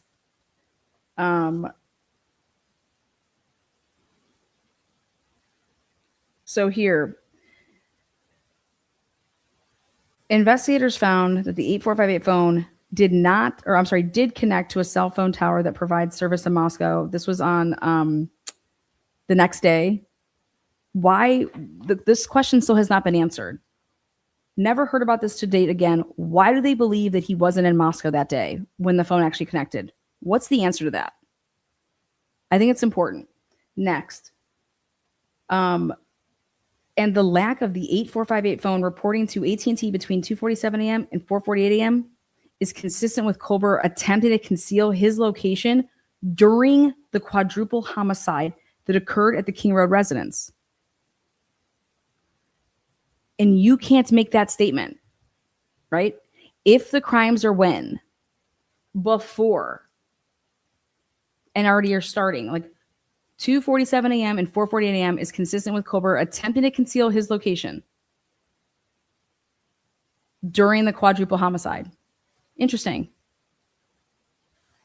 And that's what I said in the Dan Moore case out there in Bonners Ferry. I said, it does not matter what you do with your phone at that point in time, okay? Because this has already started. So what's your answer to that? What's your answer to the fact that how did Brian Kober get to it inside that house at 2:51, 2:52, 3, 4, 5, 6, 7, 8, 9, 10, 3 o'clock in the morning? I said, but if this crime started before, right, then Bethany seeing Ethan and Xana come home at 1:45 or 2 a.m., none of it matters, though. Brian's phone is off from 2:48 to 4:47 a.m. That's why Bethany Funk's shit is so important. Because Bethany is putting them alive when I'm over here arguing that I think there's reason to believe that they might be dead already. I think there's reason to believe that the two people that are still alive are extending the life of two of the victims. And I could think that there'd be a lot of rage in somebody if Kaylee and Maddie aren't going to go along with whatever happened, right? If I would think that would anger somebody.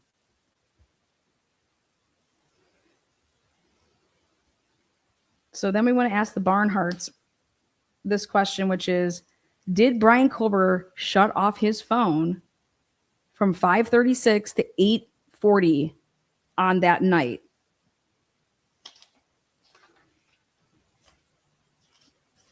The 13th. The 8458 phone then stops reporting to the network for approximately from 5:36 p.m. until 8:30 p.m. That is consistent with the 8458 phone being the area that the 8458 phone traveled in the hours immediately following the suspected time the homicides occurred. My question is for the Barnharts, was his phone turned off? Or did it die? Or is it just out of service area? Was Brian Kober's phone turned off on November 13th at 5:36? Was that a physical turnoff?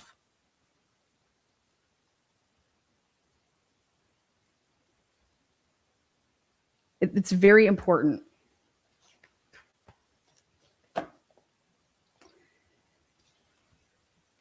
Now,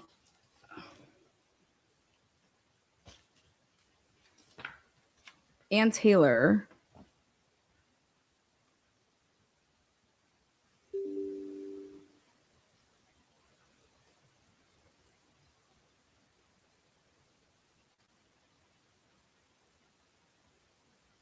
So does everybody now see why I'm pointing out? Okay, look at this. This is what Ann Taylor needed to show. Right here. The probable cause was believed to be this is how they got to Brian Koberger, because this is a known falsehood. Why are you writing in here that says nothing to do with anything? On November 25th, 2022, MPD asked area law enforcement agencies to be on the lookout for white Honda Elantras in the area. This is false. It was November 27th in an email. We have it. Gary Jenkins also confirms that that is false. They were never asked prior to. But guess who was? Pullman. Blaker was working with Pullman. Chris Engel. Andy Huddle from Idaho State Police. Fuck all you people. I'm going to get your asses, and I'm going to show and I'm going to expose it one by one what the fuck y'all have done.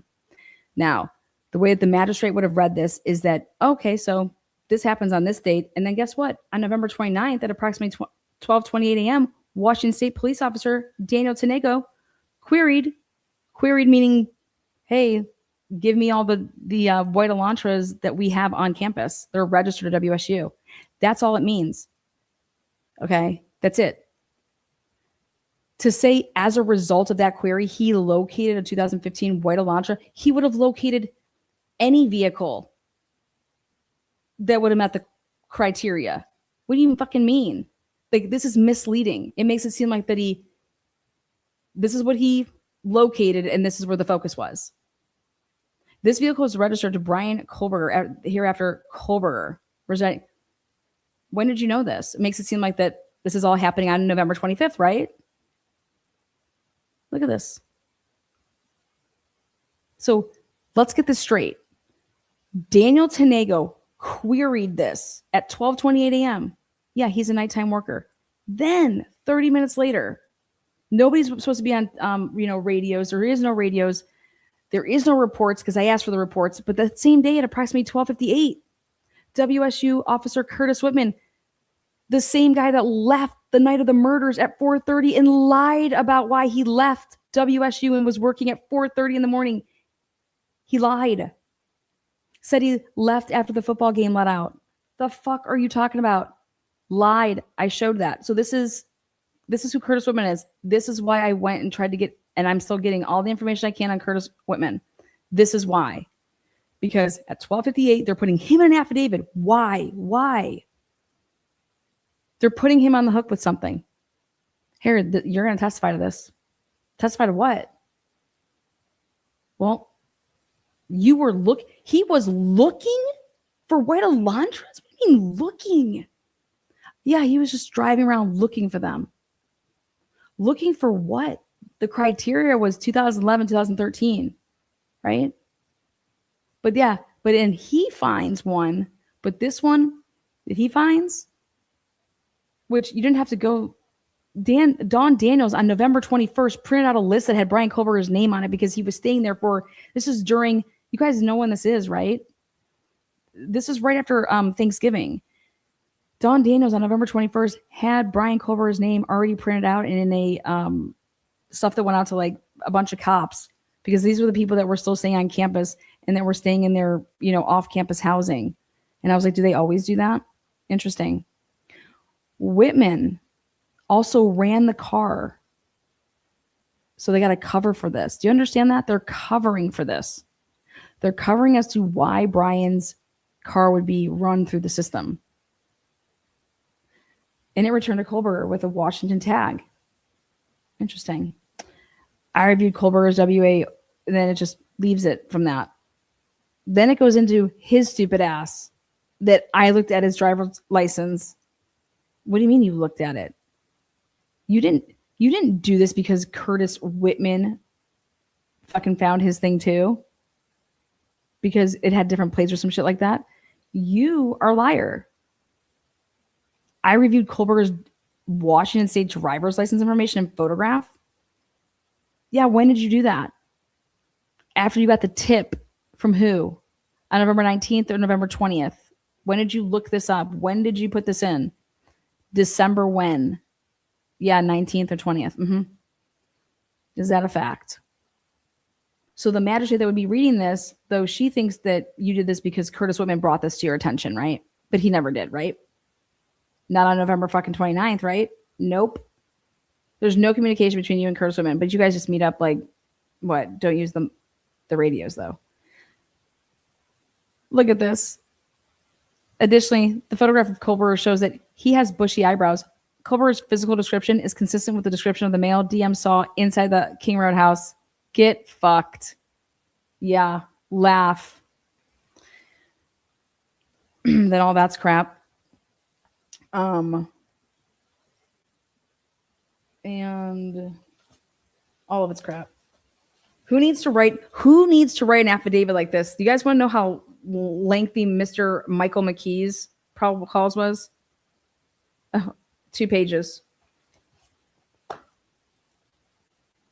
First degree murder. Columbus, Ohio.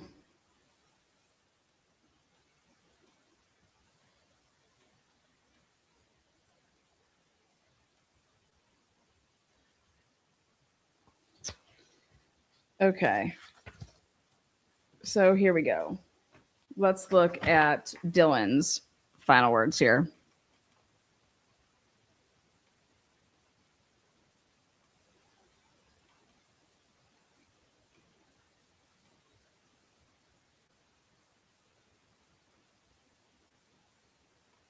This is what Anne puts in. She wants to point out that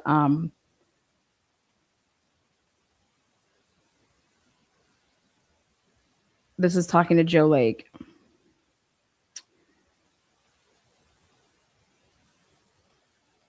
Dylan, you are not a suspect. Dylan, as we previously stated, you do not have to answer our questions. You are not a suspect.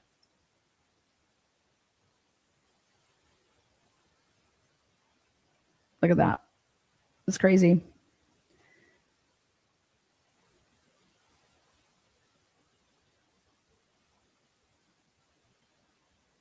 Then Joe Lake says, okay, well,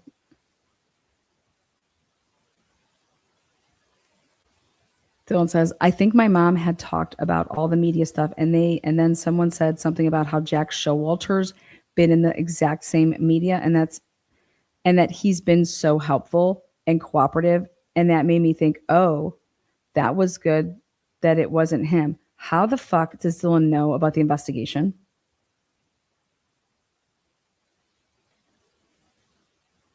How does Dylan know that? And she's blaming it on her mom knowing this.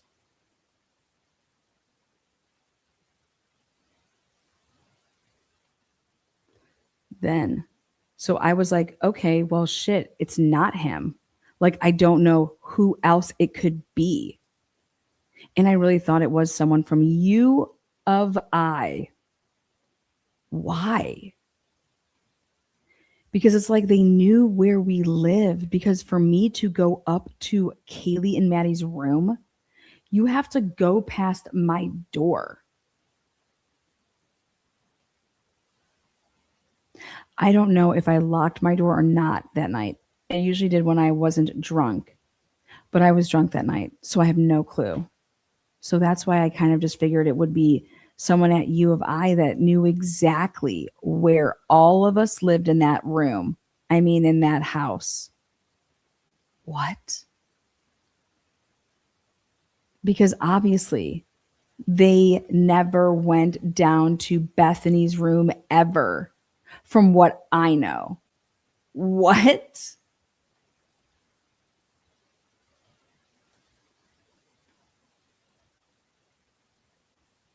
This is crazy.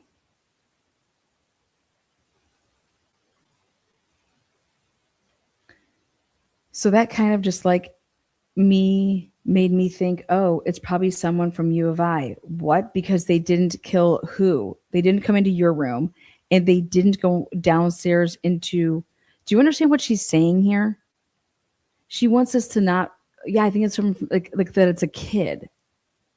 She wants to keep all of it on the fact that this is a student, not that this could be who, Dylan? Who? How about those undercovers? How about those? Were you guys doing those buying and selling? Were you doing those controlled buys and controlled sells through the federal grant money? Who was talking to those undercovers? Who were talking to the plainclothes officers? That's what they do. They're going to be doing something like that. That's exactly what the money was designed to do. And so you're going to sit here and tell me on the night that they're utilizing that money for those type of purposes, and they're literally just circling like sharks, the whites, their house. Yeah. And then no wonder why they were following around that Hayden kid with the long hair, right? Ridiculous. Lies. All of it. I can't believe that. But like, we've been talking to our friends. Who is we? We. Like, who could it be? And we couldn't think of anyone. And the only thought we had is Jack Showalter, because of like, he lived next door to us. He was a hunter. Dude, she watched the channel. Blah, blah, blah. Like just random stuff like that. He was at Grub Truck. But then we saw the video of Maddie and Kaylee and Jack walking together, and we're like, oh shit. Like they were walking together. Like, fuck, can't blame him now. It wasn't like, that's what also kind of made me believe like it really wasn't him. So no, I wouldn't have known at all who it was yesterday. Because they asked her about like, have you ever seen Kohlberger? No. But she has to look at this. All the question was this. Look at all this shit she says. This was the question. There was one question. Perfect. Dylan, as we previously stated, you do not have to answer our questions. You are not a suspect. If there's a question that makes you uncomfortable or you just don't feel comfortable with it, just let us know and we can bypass it. If you build comfort towards it later, we can address that. Okay. Later, okay? And at any given time, you can tell us, I'm done. Yeah. And we understand. There is no question. She's like, well, that's because we started on page 95. And I was like, way to go, Anne. Way to go. So Anne showed that because she wanted everybody to see like, hey, you're not a suspect. Okay. You can just tell us that we're done. They don't read her Miranda or anything. So none of this could be used against you. She was never Mirandized. You're recording the interview. I mean, I don't know.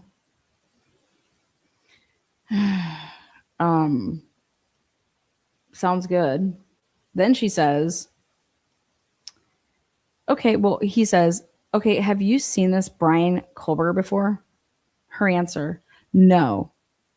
I remember when Robin called me, or I don't remember, but she's like, someone said, oh, in Pennsylvania.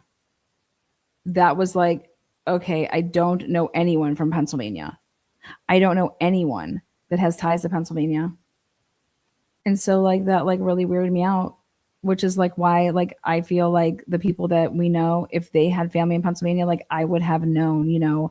So this is like, it does shock me because it's like, it's a WSU student. Like they don't know them. Who's they?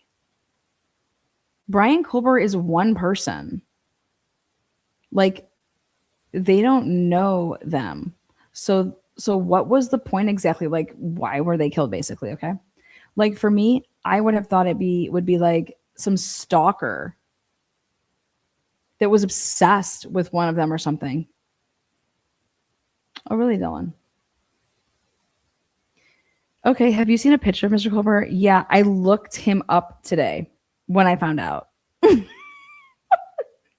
Did you? Yeah. So you've I'm not sure which picture you've seen him. Okay, this is all I have to say. Remember when she talks about Criminal Minds? Okay, I want us to all do something right now. I want you to take your phone and I want you to look up Criminal Minds, and I want you to look up Criminal Minds episodes where the real perpetrator acts like they're a surviving witness.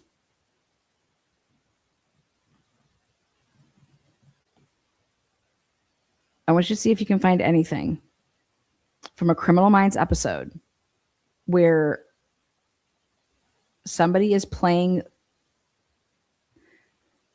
the perpetrator is actually trying to portray to be like a survivor. Okay. But they're actually the perpetrator. I want you to, we need to look at every single Criminal Minds episode. Okay. We need to find an episode that is similar in this, not that there's 4 people stabbed or anything like that, but basically an excuse.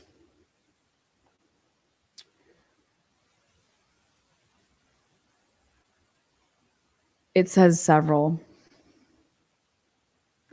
Okay, do one with dreams.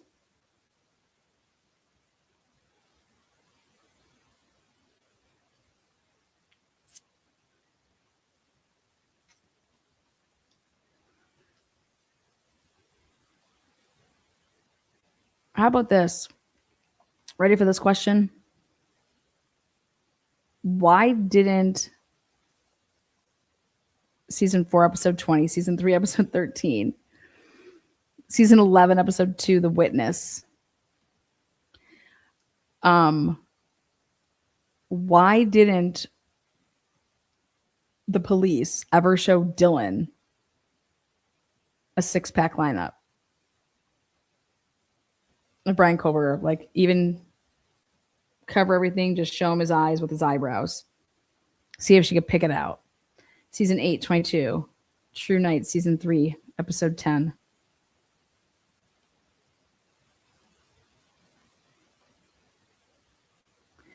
The Witness, season 11, episode 2. The BAU must determine whether a key witness is truly a victim and reliable source of information or something else entirely.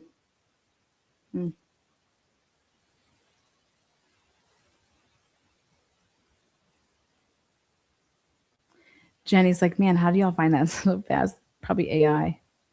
Damn, there's a bunch, isn't there? This is what the fuck she watches, Criminal Minds. Dylan listens to podcasts, criminal podcasts. She listens to Criminal Minds.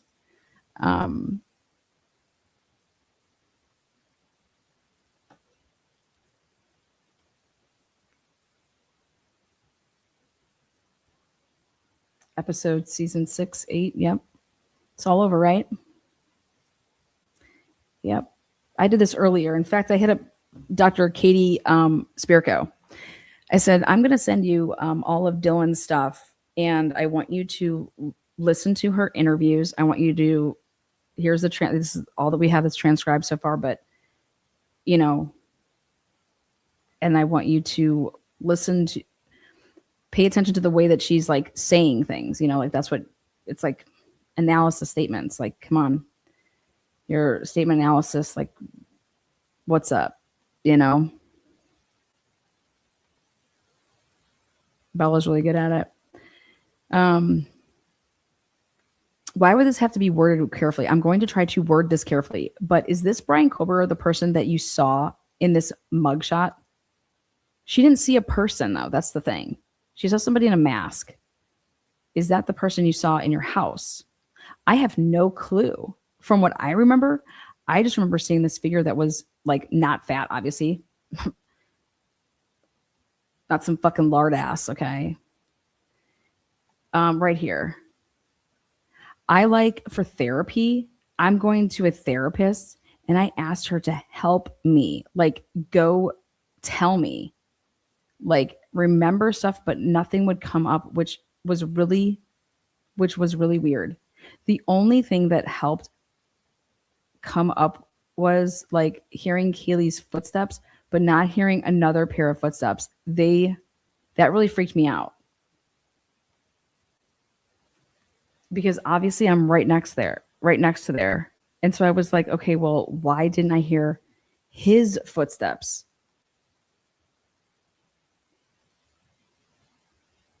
Or like another pair of footsteps. But I have basically what she's insinuating is that I didn't hear anybody go upstairs. Right? Why isn't she? Dylan, I thought you were sleeping from 2 to 4.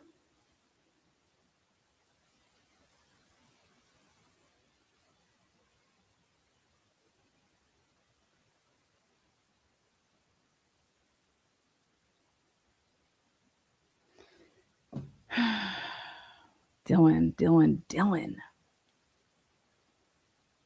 I don't like when I looked at his picture, nothing came back to me at all. So like, or I'm sorry, so that like, I don't know. I feel like if I saw that, my mind would be like, oh yeah, that's him. But I don't remember at all. Okay. Here it is. Detective Tolson says, so Bethany's interview. Yeah. When you had gone down to the room and stuff, what do you mean and stuff? You sound like fucking Turtle Boy. And stuff. Get the fuck out of here, Tolson. Like, what do you mean? What's and stuff? That night, Bethany said, you had described that he had a big nose. Do you remember saying that? No, I don't remember that at all. And I know, like, when the police came to my house to do an interview, I was looking through my texts to have like proof of stuff. Proof of stuff. Do you see this? Proof. You guys, nobody says this shit. Proof of stuff. Proof of what? Because if you were in a house where 4 people were murdered and you're in there and you're not murdered, you become suspect number 1 automatically. Like, what's going on? Right?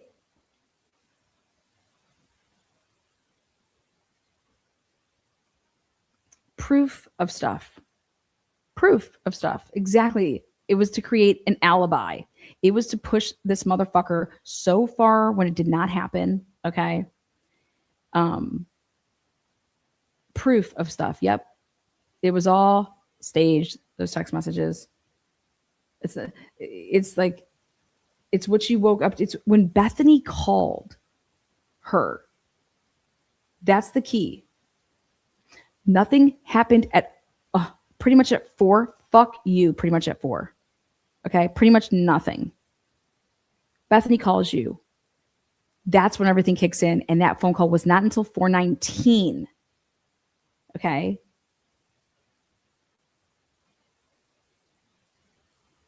It looks like y'all jumped in a vehicle and left. I was looking through my texts to have like proof of stuff. You know how of stuff, because Tolson just said, stuff, proof of stuff. And Bethany had said, Xana wearing all black. I don't remember her texting me that at all. I don't remember our conversation. All I remember was something about a firework or fire. So I thought someone had thrown fireworks in our house or something, but I don't remember big nose at all, like at all. Yeah. So she called you at 4:19 and said, oh my God, what was that? That's what you think. What was that? Did you hear that? What was that? But how could it be the fucking thing upstairs, but yet she's seeing fireworks and sparklers or whatever outside her door underneath? Like, give me a break. That's like all I remember is like some bushy eyebrow and all black and some sort of mask, but it wasn't like one of those circle masks, sea masks. That's all I remember. And this thing he held, but I kept calling it a mini vacuum, which I don't really know why. Yeah, you do. Because the scene was cleaned up. She is I mean, if this isn't the biggest, like, she just tells on herself. Everything. Everything. Doesn't make sense at all. I just remember calling it a mini vacuum. And then I remember when I went downstairs to Bethany's room, I don't remember what we talked about at all. I just remember like laying in bed and looking out the window. You cannot be laying in that bed and looking out the window at the same fucking time. We've seen the pictures. Bethany's bed's all the way up. It's off to the right in the corner. She cannot be laying in bed looking out the goddamn window, okay? This cannot be a memory because it's impossible to do. I just remember like laying in bed and looking out the window and seeing a truck. Seeing a truck, huh? What I thought was a truck. Why? Do you have reason to believe it's not a truck now? Did somebody tell you that it was something else? Who is telling her stuff? What I thought was a truck. It was an SUV. It was an SUV that you were looking out for at 4:29 for it to arrive. And who was it? Who was driving the SUV, the Explorer? Who was it? I don't remember the color. I don't remember like it was like a decent size truck. But I remember saying like it could have been just like the neighbors. What neighbor? What fucking neighbor? What neighbor? Because to the right, it's all the fucking apartments. Like, what neighbor? Bullshit. It was one of the neighbors. You didn't think that it was the killer? How about that? You wouldn't think that it's the killer? Maybe the killer's in that car? She doesn't hear anything, peeling away like the neighbors, because I could hear trucks going by all the time. Oh, you could? Just all the time. Your room is in the back. Your room is in the back of the fucking house. So you would hear what? People coming down from Queen, right? Like back parked in the top parking lot because your room's in the back. But I don't remember what we talked about. I don't remember what I called her about. You didn't call her. She called you. I don't remember what I called her about. Yeah. So I have no clue. How do you feel about Mr. Culver being arrested by our team? Obviously, for me right now, like I'm very like numb. I'm numb. What? I don't feel a lot, but it was like a gut drop in a way because it was like, okay, like finally. But like now, this is like, it's real now, Dylan. What? Wow. She like talks to herself and like, pep talks and shit. Come on, Dylan. Like, this is like real now, Dylan. What? But like now, this is like, it's real now, Dylan. What the fuck? It wasn't real when on the 13th when everybody's dead.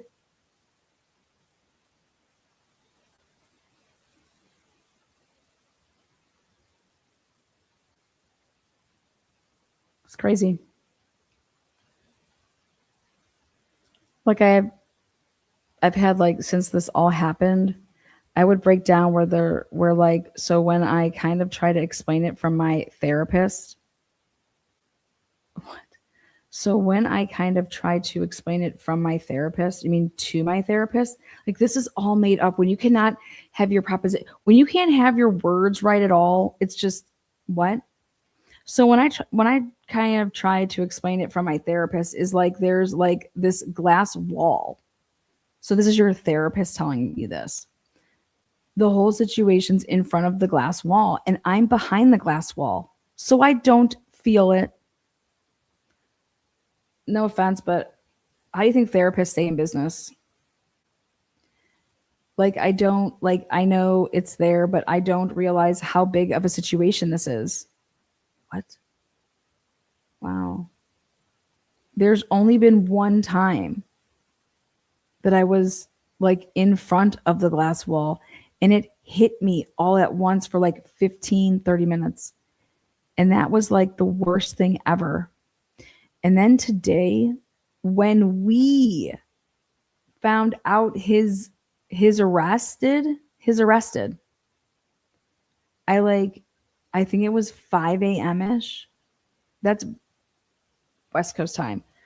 So that's like 8 a.m. East Coast time. Somewhere around that time. What the fuck were you doing up at 5 a.m.? Anybody else? I mean, just how did you find this out at 5 a.m.?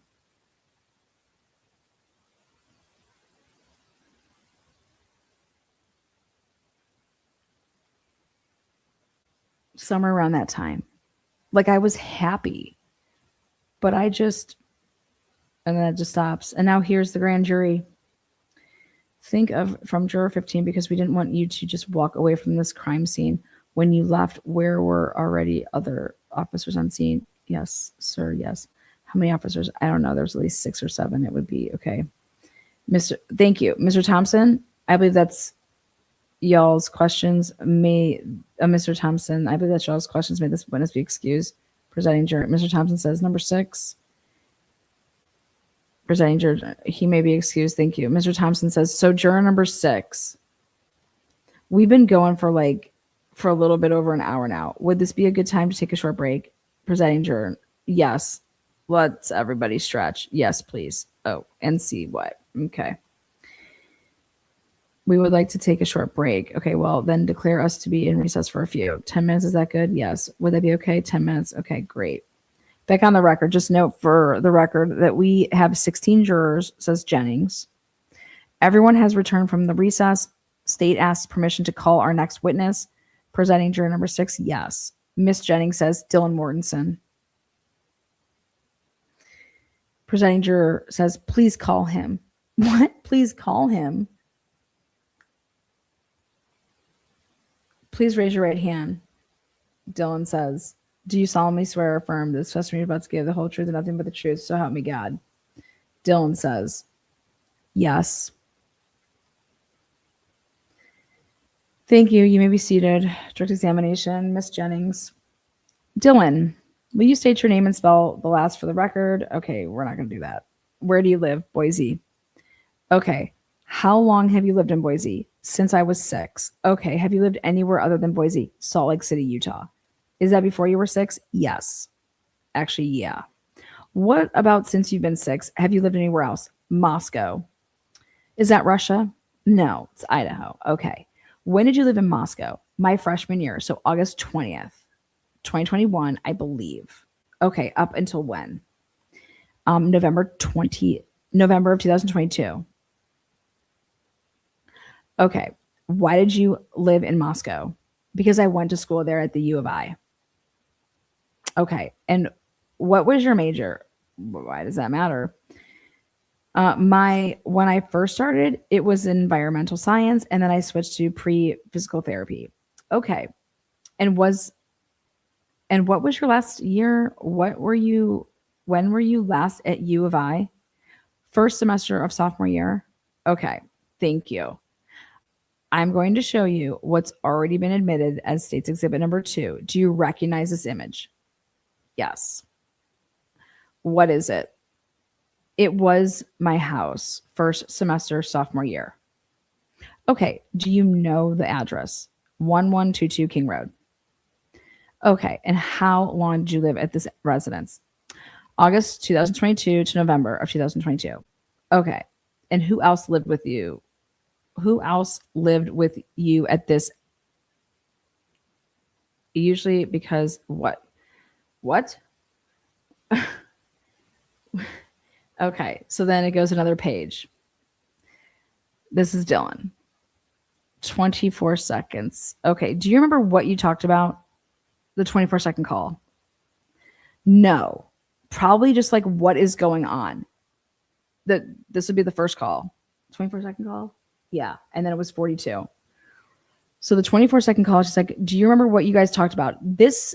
For her to say no, this is the call that's Bethany calling her saying, hey, what was that? I heard like a firework. Did you hear that? I saw like sparklers underneath my door. You know, it was like, you know, that's what that is. And so for her to say, no is mind blowing. No. Probably. And then she just continues to talk. No. Do you remember what you talked about? No, period. No, she goes, no. Probably just like what is going on. Usually, that means like you didn't do it that time. Usually when we're scared, when we were scared. Usually when we were scared. It's interesting. We would call each other. Oh my God, please, we need to see phone records. We need to see when they're scared and when they're doing this. We would call each other because we were known as the scaredy cats of the house. We get scared of everything. Oh my God.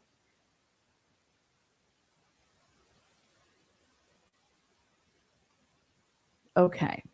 Look at, okay. There is no pending question. Look at this. Unbelievable. Unbelievable. Okay. And then Jennings doesn't say a goddamn word. She just says, okay, Dylan. And we always knew if one of us was scared, the other one would probably be up. So I called her. The fuck you did? You guys, this is nuts. This is nuts.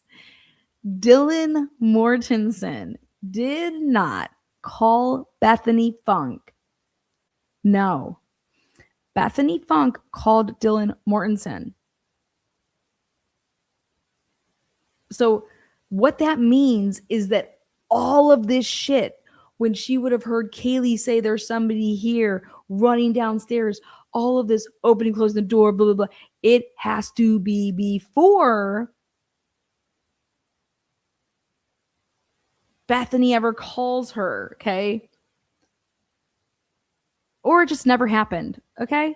Because Bethany calling is that's when Dylan is now saying what? Because they never broke this down. They never said, okay, well, you actually didn't call Bethany. She called you. Oh, really? I didn't call her? No. Oh. Because that changes everything. Because it's like you weren't going to do anything, right? So was it like Bethany came upstairs to, I don't know, use the bathroom because there was no fucking toilet paper in there, and she's like, oh my God, I gotta take a shit, or oh my God, what the fuck? I gotta go upstairs and use the second bathroom. And that's when she saw Xana, and she's like, ah, and then just like fucking runs downstairs, and that's why she calls Dylan. I mean, what the fuck? It's because of what she saw at 4:19. And then she's like, oh my God, what the says all this stuff, like, what? And then she's like, and then she's just like, oh yeah, I just saw a man, a masked man. Like, I'm just saying, like, this is how wild this is. Okay, so this is her. So I called her. This cannot be true. When we get scared, we just call each other. So I called her. And this is Ashley Jennings. Ashley Jennings says, okay. And then what did you do next?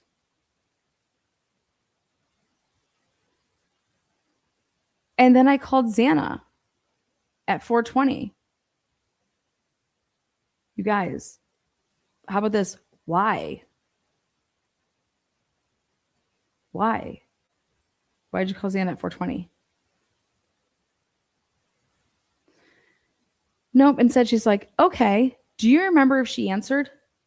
I believe she did not. What? She did. I believe she did not. She doesn't say no. She's like, I believe she did not answer. But she just says, I believe she did not. How do you believe that?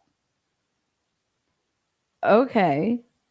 And then who did you call? What? No. That's leading, but whatever. And then who did you call? Kaylee Gonsalves. Okay. And do you know if she answered? I don't believe she did. What? Okay. And then who did you call? What the fuck? This is so Bethany again. She doesn't call Maddie, right? She calls Bethany. But guess what Bethany again. And at what time? At 4:20.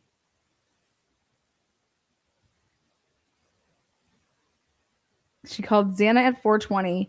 She calls Kaylee at 4:20. And then she calls Bethany again at 4:20. And at what time? At 4:20. Okay. So Bethany again. Do you see that? Lie. And at what time? At 4:20. Okay. And did you talk to Bethany? Huh? What? Am I not speaking English? Huh? Did you talk to Bethany? Yeah. Yeah, I did. Okay. And do you remember what you talked about? No. I don't really remember that fully. Okay. And then what did you do? And then I called Maddie Mogan. Okay. And at what time? 4:21. Okay. And what do you remember if she answered? I don't believe she did. Are we saying that there could be a chance that these girls answered the phone? I don't believe she did. Okay, okay. And then what does this next box represent? What? This is so improper. She was looking at the box the whole entire time. I'm like, how does she know this? She's looking at this exhibit this entire time to know that she's doing this or calling anybody or doing this. Oh, okay, okay. And then what does this next box represent? I was texting Bethany. Okay. And what did you text Bethany? I said, no one is answering. What time was this then? 4:22. Okay. And next, I texted her again at 4:22. I'm really confused right now. Okay. And then what did you do? I texted Kaylee at 4:22. Kaylee. Okay. And why did you do that? I think I just texted her name saying like usually because when you text someone's name, they respond like, what? Like, what's going on? What? You know. Uh huh. And did she respond? No. Okay. Then what did you do? I texted her again at 4:22 and I said, what's going on? Okay. And do you remember why you said that? Because of what I had heard her saying. Thank you. Kaylee. Uh-huh. Wait, look at Jennings. Uh-huh. What is that? What? Uh-huh. What prosecutor goes, uh-huh. Continue. Uh-huh. Jennings, what a fucking idiot. You suck. You're so fucking, you are dog shit, girl. Okay, you are just horrible at your job. I was just confused and wanted to know what in the world is going on. Was this before or after you saw Masked Man in the house? She says, Ashley Jennings says, okay. And do you remember what was going on in your bedroom at that time? Excuse me, what was going on in my bedroom?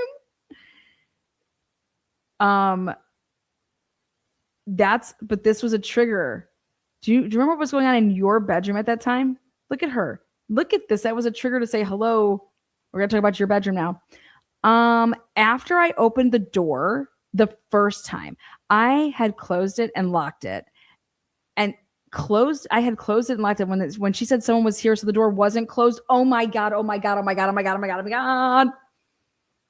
Holy shit. We gotcha.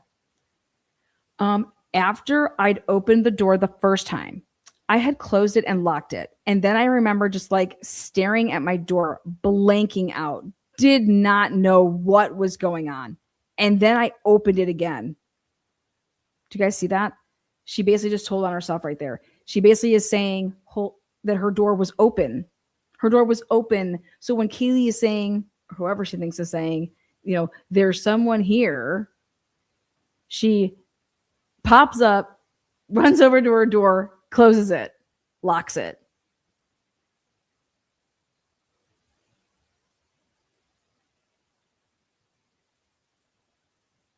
That's very important. Remember, her lights were on. That next morning when the cops are there, her bedroom looks like nobody slept on that bed. There was so much shit on that bed. There's blood right there. But I mean, most importantly, there's shit on it. The lights were on, man. The lights were on. The lights were on. So she hears there's somebody here. So she just pops up out of bed, runs over to the door, closes it, and fires up the lights. Okay. Sounds perfect. She's like, look at Jennings. Okay, there's not a question. There's no question. Okay. Because she knows like she's just gonna Emerson let you go. Okay. And at that time, I heard someone crying in the bathroom. At the time, I believe it was Kaylee. I don't know if it was Kaylee for sure or not, but at the time, I did believe it was her. And then I heard a man's voice say, "No, it's okay. I'm going to help you." No, it's okay. I'm going to help you. And I didn't know who the man's voice was. So you did not recognize that voice? Well, no. And it was a very like eerie way of saying it. It wasn't like, okay, I'm going to help you like right now, like calm down. It was like creepy from what I knew. What do you mean from what you knew? What the fuck? You were supposed to be blitzed out of your mind, but you can decipher that this is a, Taylor Swift. You need to calm down. Why are you taking shots at me like at 7 a.m. like shots of Patron and shit? Fucking sit. This is Ashley Jennings. I hope you and Molly make babies. It's Pride Month. Get it going, girl. Okay. And then what do you remember happening? I am pretty sure I yelled out to Kaylee and Xana. I think I yelled out Xana because I believed the crying in the man's voice was coming from the bathroom. And so I believed I yelled out Kaylee and Xana's names a few times.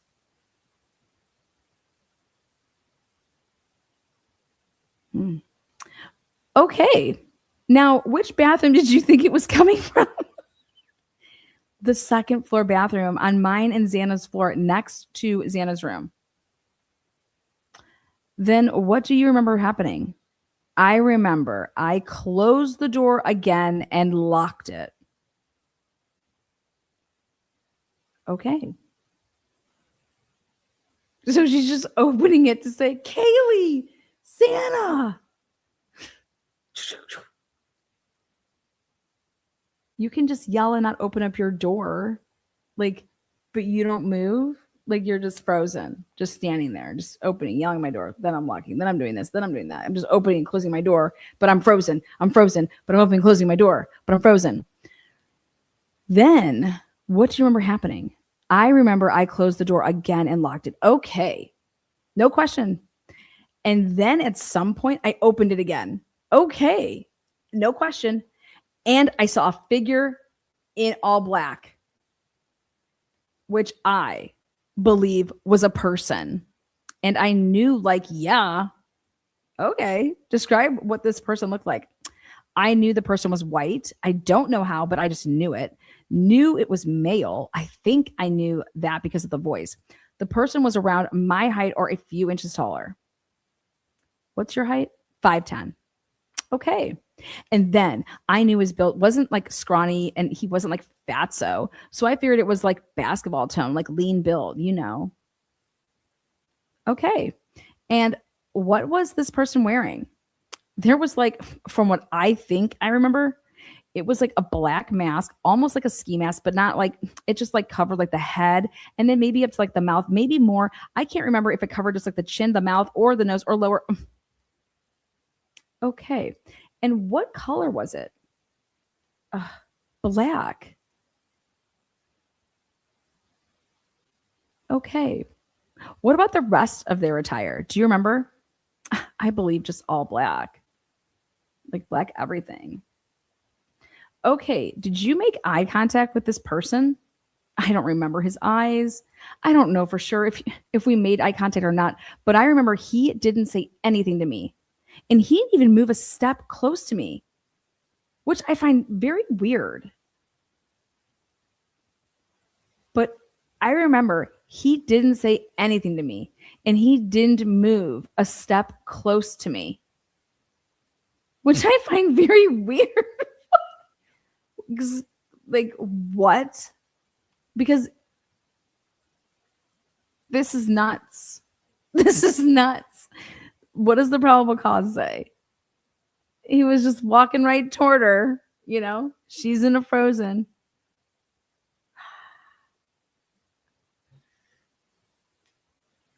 My name is Dylan Mortensen. Okay, Dylan. Okay. Next.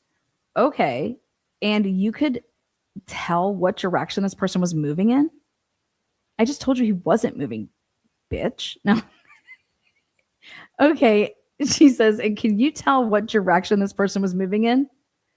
I believe he was going out the sliding window, but I don't fully like I can't say I know he went out there because I did not really see it, but I believe he had gone out that way. Okay. So, can you point the direction they were traveling? Like this way.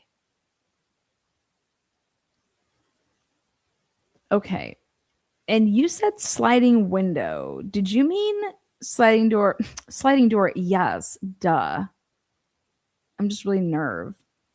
Okay. And can you show me where that's at? Right here, I believe.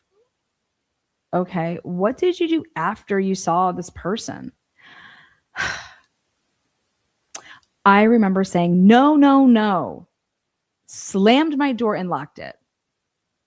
And I believe at some point when I called Bethany, I said something about firework, firecracker, something. Hold on, let me try that one again because this is going to be good. Hold on. Okay. Okay, what did you do after you saw this person? I remember saying, no, no, no, slammed the door and locked it. And I believe at some point when I called Bethany, I said something about firework, firecracker, or something. I use those words interchangeably, so I don't know. So my first thought was something was about a firefighter. Don't know why. Wasn't scared about a fire. I think I was just confused. Honestly, I don't know. I don't even know.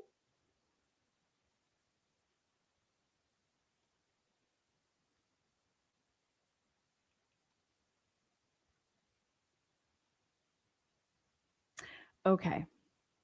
So let's go back to your call records. What is the next text you sent? That I sent?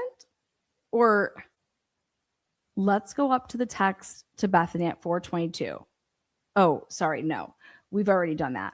If you will go to the next at 4:22 to Bethany, what did you send her? When I at 4:22, I said no one is answering. Oh, oops. And I said, I'm just really confused right now. Okay. And does Bethany respond? She says, yeah, dude, what the fuck? She said, Xana is wearing all black. Okay. And do you know, what are you all talking about? I'm going to guess. I called her after I had seen this person and said there's someone wearing all black. Okay. But we just talked about your 2 calls that you said you have no recollection of. Do you understand that? Don't remember anything. Nothing. I do not even know. Okay. And had Xana been wearing black earlier? No. I think she was like singing. Wait, what? That can't be the. Oh, this is when Ann Taylor switches it up again.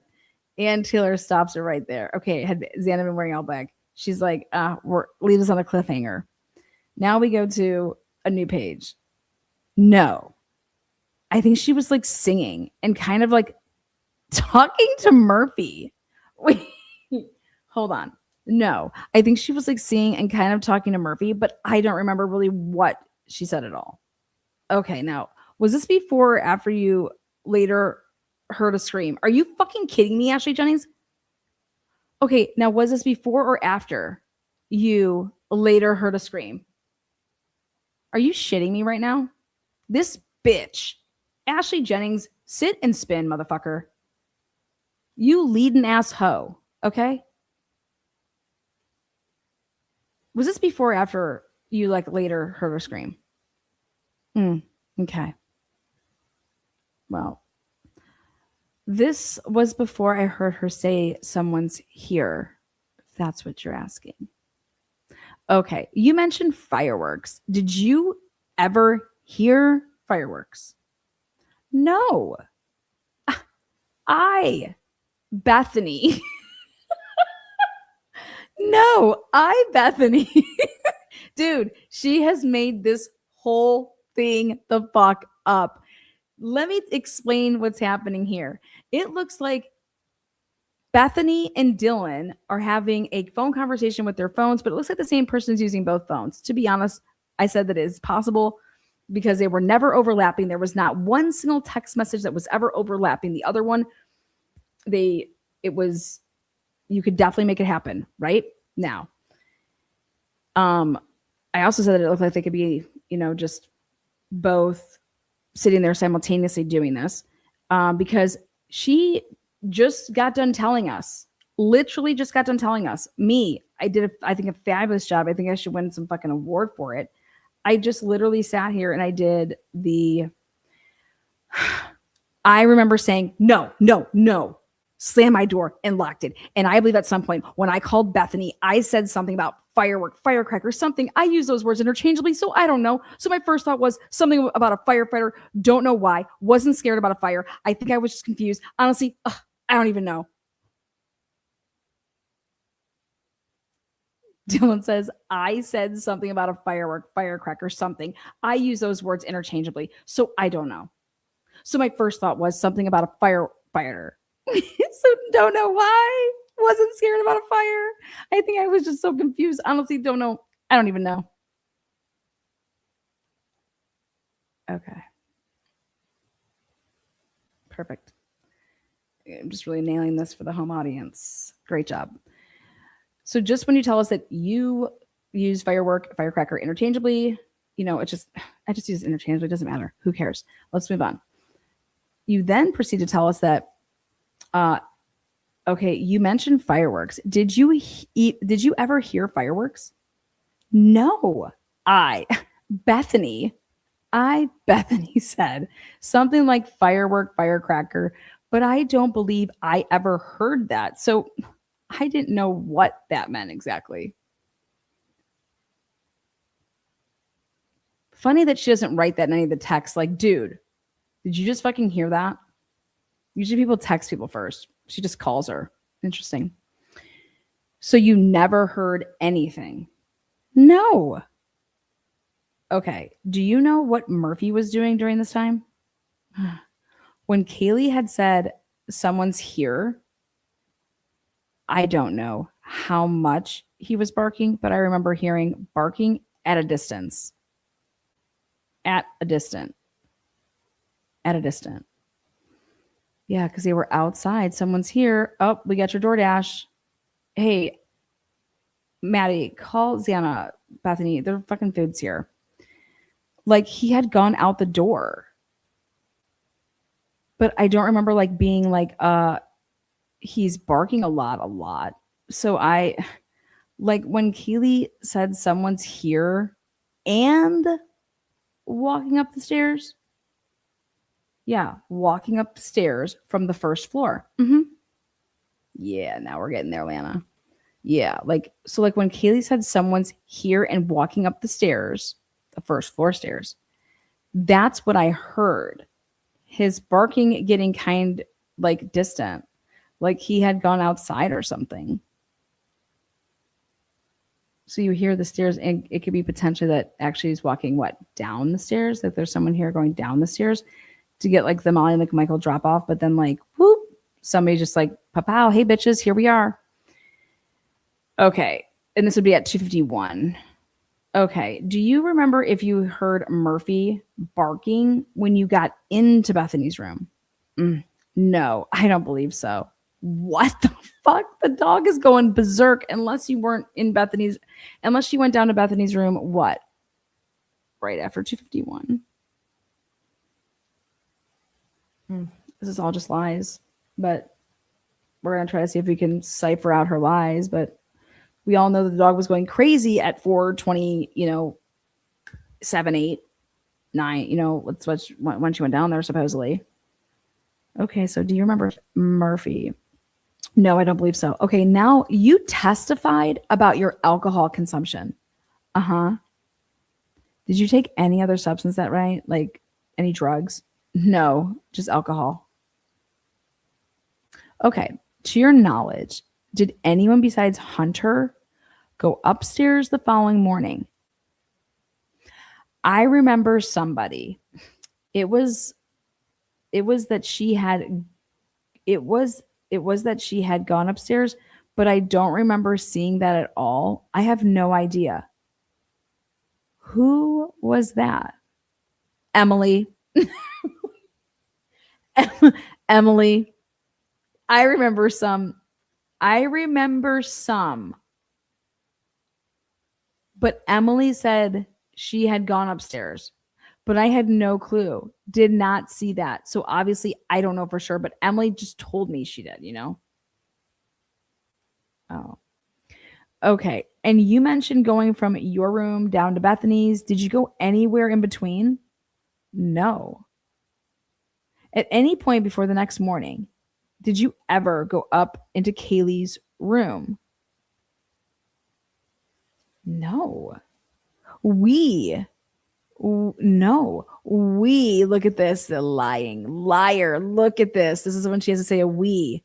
God, I love it. This is a lie. This is a fucking lie. Look at this. Okay, and you mentioned going from your room down to Bethany's. Did you go anywhere in between? No. She's not qualifying this. This is just no. At any point before the next morning, did you ever go up into Kaylee's room? Now look at this. Into Kaylee's room. Not Maddie's, but Kaylee's. No. We stayed downstairs in Bethany's room.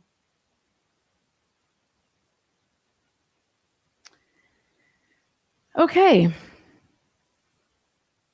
So I want you to walk me through when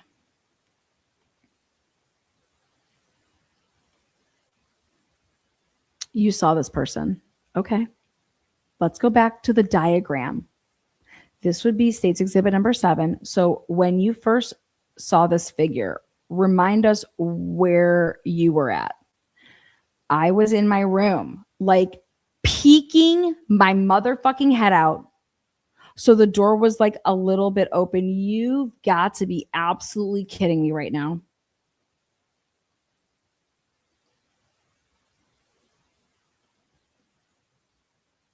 Unbelievable. Unbelievable. Now she's peeking out the door.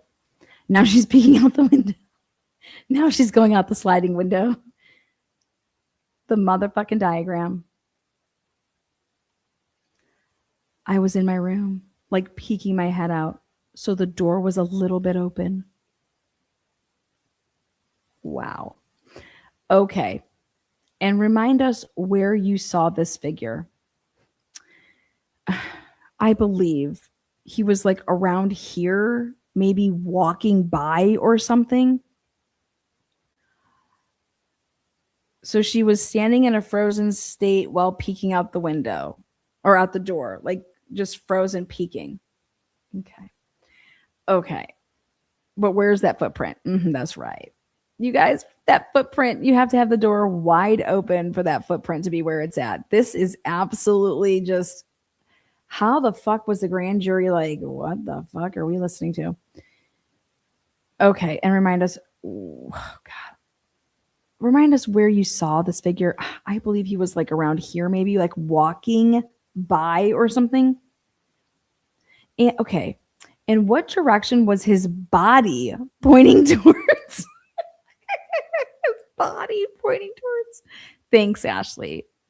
Honestly, I don't know for sure. What? Oh my God. He's doing the moonwalk. Good, Ashley. Uh-huh. I guess when I saw the person, there was like 2 snares, aka 2 scenarios, which she calls them. There was like 2 snares in my head, 2 scenarios in my head. Oh my God, there was 2 snares in her head, aka scenarios. But there was someone running with high knees. High knees, dirty knees. Look at these. Woo, flasher. Oh my God, with high knees. I am gonna fall over. I got 2 snares in my head, you guys. Okay. These 2 snares. Okay, guys.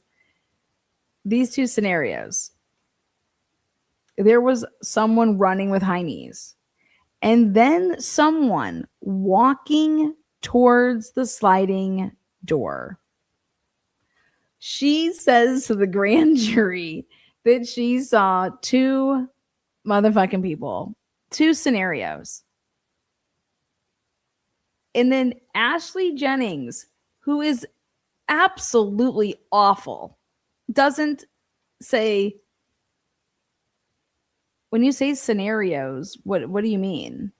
That you have 2 scenarios. What does that mean? Doesn't say that. Doesn't say, oh, so you saw 2 different people? Like, you get what I'm trying to say? Like, this is how you would get her to correct the answer without fucking leading her. You would say, oh, so wow, you saw 2 different people? You saw one with high knees? Like, what do you mean high knees? Like, what? Nothing. Just lets this shit stand. Ashley Jennings just says, okay, like, hell yeah. Totally coming back with like, yeah, let's indict this motherfucker. Okay, she says. And then here comes the more of just wow. And I've asked my therapist, like, what do you think it could be? Oh my God. Now we brought the therapist in. And it could have been like, they're both same thing happening. He maybe started running and then walking. High kneeing it. What the fuck? So I thought about this. After I said, oh my God, you guys. Okay. I was like, how in the world? Like, high knees. The only way that you're even going to be focused on someone's knees, okay, is if the person's like high kneeing it is like on a stairmaster, right? High knees, high knees. So if you're like going up the stairs, so she would have to be up on the top, right? And then somebody's running towards her, coming towards her, high knees, right? And so she would have to be at the top of a stair section, okay? She can't be at the bottom. She can't be at the bottom. And nobody, you don't high knees it downstairs. You high knee upstairs, okay? So this has to be what she's seeing, okay, is she has to be above. She cannot be below.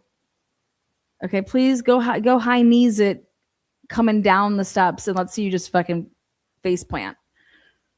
She would be, this is somebody, she's above. She's above. Her vantage point, what she's looking at, is she's above this person. Sorry, but it's just, it is what it is. Okay. Or you can just ask yourself, the Grinch high knees on his tippy toes. Y'all are cracking. Or you can just chalk it up and say, Dylan, you know, this is when she's saying that someone's prancing around. You guys have heard this, right? She's like, someone's prancing around. Like, it's like the Joker. You guys watch Batman? How the Joker is just like prancing around like a fucking idiot. Like, that's when I think of prancing around, I think of an absolute sociopath, psychopath motherfucker who is just like loving and living in their just chaotic blood fest shit. Someone psycho prancing around. But she says that she asked her therapist, like, and I've asked my therapist, like, what do you think it could be? And it could have been like they're both, and everything's there, like this is multiple people. Same thing happening. He maybe started running and then walking. And this is Ashley Jennings. Look at, okay. Uh-huh. Okay. Uh-huh. And then again, no question. Okay. She says, so I don't think his body was ever like at one point. He might have had his body facing towards me, but I feel like it's more straight across it going out that way, but I couldn't say for sure. I can't fully remember that. Here's Ashley. Okay, but you do remember seeing their face at some point? I wouldn't say I fully remember their face. Ashley's case is crumbling and she's like, I wouldn't say I fully remember their face, but I remember seeing his eyebrows. So at some point I probably did see his face and don't remember it. She doesn't even say like the mask. Like, you're missing the most important thing. Like, you would never say I saw somebody's face. That couldn't come out of your mouth, man, because you didn't see their face because they have a mask on and you never would have seen it, right? So you would have to say, no, what do you mean that I saw their face? No, this person had a mask on. I said I remember bushy eyebrows, or like actually a bush in a peck, a hug around the neck, something like that. Right? Like, what the fuck? No, you can never say I saw a face if the person has a mask on. Okay. So, but Ashley over here, but you do remember seeing their face at some point. The fuck, Ashley? No. Like, but who asks a question like this? Dude, I wanted to see this girl get literally obliterated. And she was going to get tossed. Her running this in court, and us being able to see her direct examination and cross of fucking witnesses, I am pissed. Y'all robbed me of that. Okay. that y'all took years of content away from me. Okay, so we need a case that Ashley Jennings, we need it. I need to see Ashley Jennings perform in the courtroom. Y'all ain't gonna deprive me of seeing Ashley Jennings perform in the courtroom. Okay. That is why I'm so pissed. Y'all deprived me. Like, what the fuck? To watch her straight spin and get into a pretzel with all of these witnesses, that's my personal thing. Like, fuck y'all motherfuckers. You took that from me, because that was going to be some good ass shit, because Ashley Jennings sucks. Like, Diana Nashi could be on her 4th day of her period, had taken a bag of dicks, slapped them across her face, fucking drunk, high, who gives a shit, and laid her out. Okay. She could do it with no exhibits. Ashley Jennings is horrible. Absolutely horrible. Look at this shit. Okay, but you do remember seeing their face at some point. Yeah. And she's like, I wouldn't say I fully remember their face. Okay. Last question. When you were trying to fall asleep that night, and you mentioned you would have a show playing. Uh-huh. Do you remember what you were watching? I believe it was Vampire Diaries still. That was the show I had been. That would help me fall asleep for the past few weeks. And I had just been watching that. So I'm going to figure, I don't 100% sure, but I'm going to figure it's still that show. Okay. So, Ashley, I'm going to need you to answer me a question. This is Tina with What the Fuck Transition Services. What the fuck does that have dick to do with dick if you're not clarifying when she would have been watching this? Do you remember what you were watching? When you were trying to fall asleep that night? When? At what point? What point? What the fuck is this, Ashley? You want her to put on the record, I was watching Vampire Diaries. Still. Well, I want to see her phone.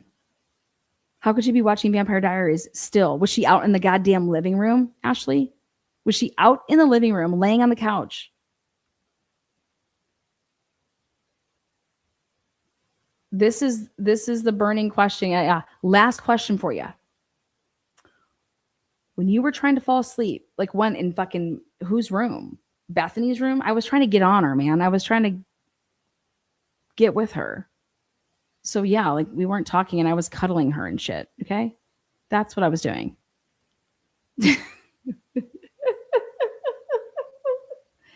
What's, oh, for fuck's sake.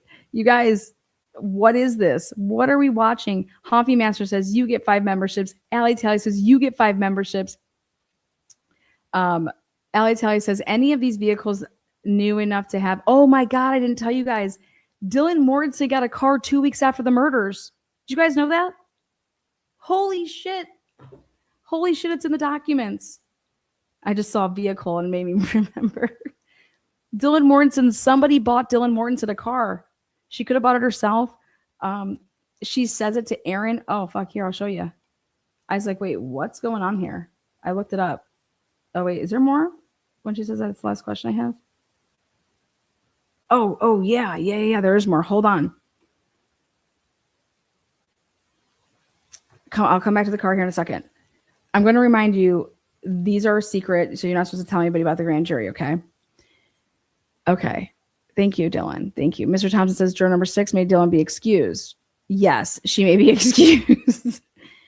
Okay, so I think at this point, they have lunch available for you back in the jury. Okay, so give them a break.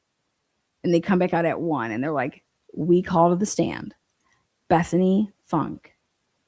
Okay. Bethany. Look at this. Look at these idiots. break in the proceeding from 11:37 a.m. until 12:37 a.m. Oh, was it? Look at these asshats. Miss Jennings, we're back on the record, says, okay, ready? We're going to call Bethany Funk. Yes, please call her. Okay. And she'll be testifying by Zoom. What the fuck? Bethany Funk testified at the grand jury via Zoom in a quadruple murder case. Is that normal? Shit is happening in Moscow, Idaho. Thank you, Lana. Yeah, fucking heads are rolling out there. They're like, oh my God.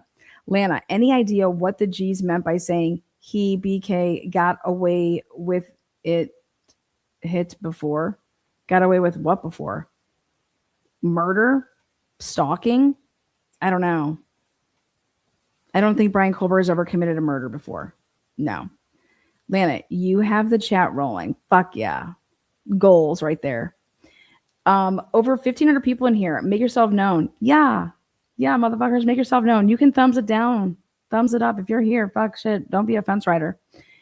Jenny, what's up, girl? Lottie Dottie, we likes to potty. 5 memberships. Allie Tally says, I'm matching those. 5. Allie Tally was doing like a match tonight. Hell yeah. Thank you so much, Allie Tally. What is it? I love when Lana is abusive to these. Abusive? I don't think I'm abusive, but no. That's crazy. This is my opinion that Ashley Jennings is the absolute worst prosecutor. I mean, fucking horrible. Horrible. She's a liar, too. She's a fucking liar. Look, it's right in front of our faces. So when has anybody seen... Wow, Bethany Funk, she's going to testify via Zoom. Hi, Bethany, can you hear me? Did you want me to unmute on Zoom? The clerk says, no, I just unmuted the TV out here, so that should be sufficient. Okay, great. Bethany, can you hear me? Yes. Okay, great. And we can hear you as well. So the first thing we'll do is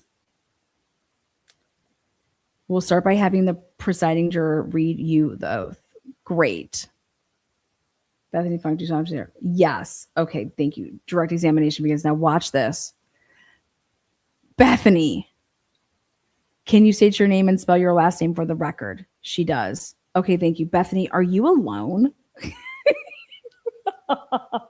Bethany, are you alone? Yes. Okay, we just saw someone's hands come in the screen a moment ago. Has that person left the room? Yes.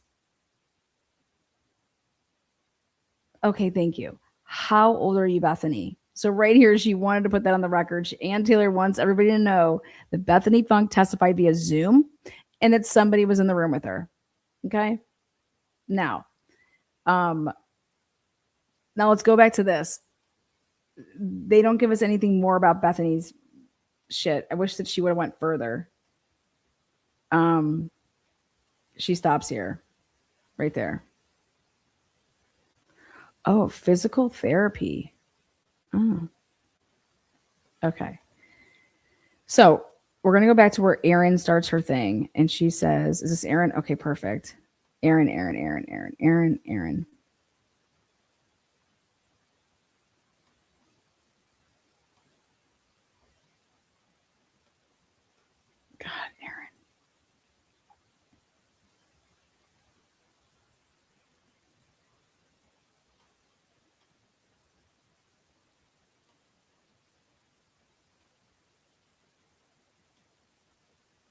Okay, here, check this out.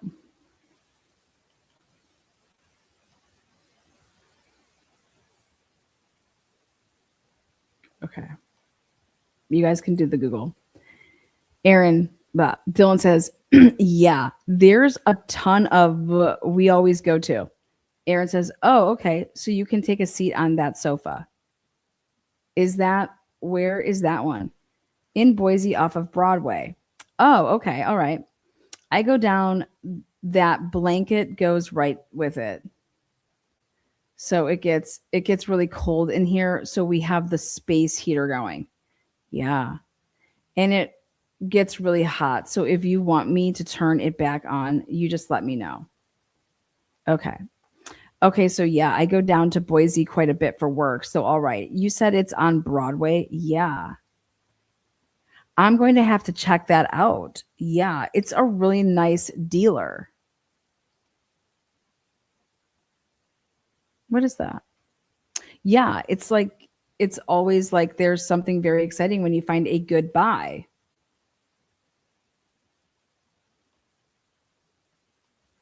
Yeah. Okay, all right. So I'm like, fuck the only thing I call it's like a really nice dealer. Like a dealership? Like what's a dealer? What the fuck is a dealer? And I'm like, dude, this is a dealership. So you guys can go check it out. But I saw this beginning part and I'm like, is Dylan Mortensen talking about a dealership here?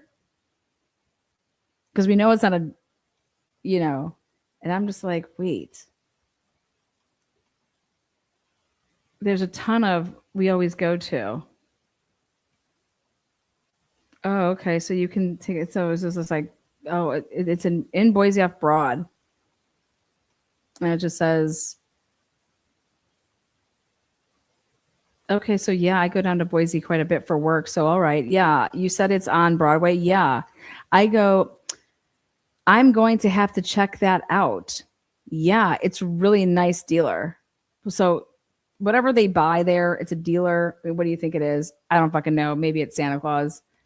But she got a really nice something. Maybe it's an antique dealer. Fuck sure. It's a dealer. Maybe it's a car dealer. You know, she's buying some playing cards.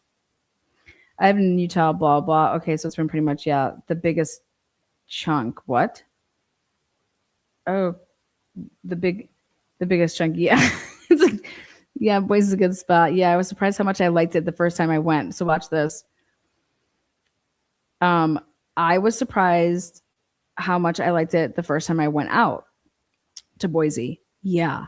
So I know you spoke with Vicky a couple weeks ago. Yeah. Okay. So this conversation can't possibly be happening in Boise, right? Okay. So anything since then that has kind of come up for you, things that you didn't get a chance to talk about then that you want to get a chance to talk about now? I guess the biggest thing was like that night, I kept having dreams of someone just dressed in black. That night, I guess the biggest thing was like that night, I kept having dreams of someone just dressed in black. Like there was a dream that there was this, ready, woman who was just like pranking people. What is Dylan Mortensen trying to get in front of? Well, maybe Ethan, what he had in his, he had what? Some hair, female hair, right? Past 5 inches, right? Darker hair. There's a pranking person. Well, what? Like somebody going around telling Xana that, or Ethan that Xana's cheating? Like, what the fuck?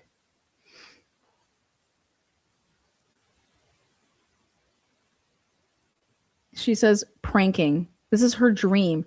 And she's not talking about the dreams afterwards. She's saying that night she was having the dreams. So I guess the biggest thing was like that night I kept having dreams of someone just dressed in black. Like there was a dream that there was this woman who was just like pranking people. Uh-huh. Like what are wrong with these people? Uh-huh. Like I would need to know what the fuck you're talking about. Wait, do you mean like the night of the 13th you were having these dreams, or like you've had them since and you're dreaming of like that night? Like I need to understand because I don't. She just like, uh-huh. And she'd go to the houses and wear black. And it was like some joke. What? And then I thought about it and I'm like, Bethany's text said Dylan was Xana was wearing all black. Remember that?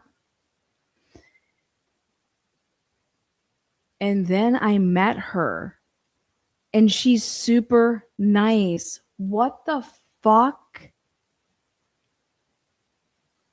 I met this woman that was just going around like pranking people. Who, Molly? Who? Molly just like, yeah, I pranked you. Haha, I really didn't bring your food. This is crazy. And then I was talking to my therapist about this. I didn't remember if this was like because I've always had really bad dreams. Like I've watched Criminal Minds, and that's where we're going to leave it off. So this is what our homework assignment is. I'm doing it with you guys. I love Criminal Minds. I haven't watched it in a long time because like it was, a thing back in the day, but fuck if I'm bringing it back out. Like I've always watched Criminal Minds. I lucid dream a lot. Like she doesn't even know how to use this in a sentence, okay? I lucid dream a lot. What? Like scary lucid dreams. But I know I'm dreaming. So it's like doesn't really matter. But sometimes I don't have lucid dreams. What the fuck does that mean? But sometimes I don't have lucid dreams. But I think it was one of the dreams. I think it was one of the dreams. So, but it was like the figure and like all black and like the kind of mask because again, so right here she's trying to say that what she remembered was a dream. Because she wants us to know, she wants them to know that she was having dreams of a woman in black going around pranking people.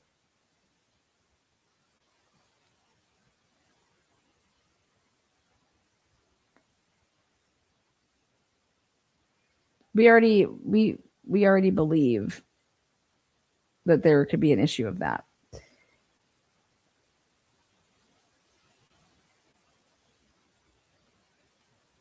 Oh, we know this. Wait till this comes up. Oh, good. Look at who's here. I'm so glad you're listening to this. Watch what she says here. Wait till you see this. I don't know exactly what kind of mask it was, but it was like he was running, but with high knees, like almost prancing around, which was kind of weird. And I kept getting that mixed up if that was like real or if that was a dream. That's how a lot of it is. It's like, I don't know exactly what parts are real and what parts are a dream. Okay.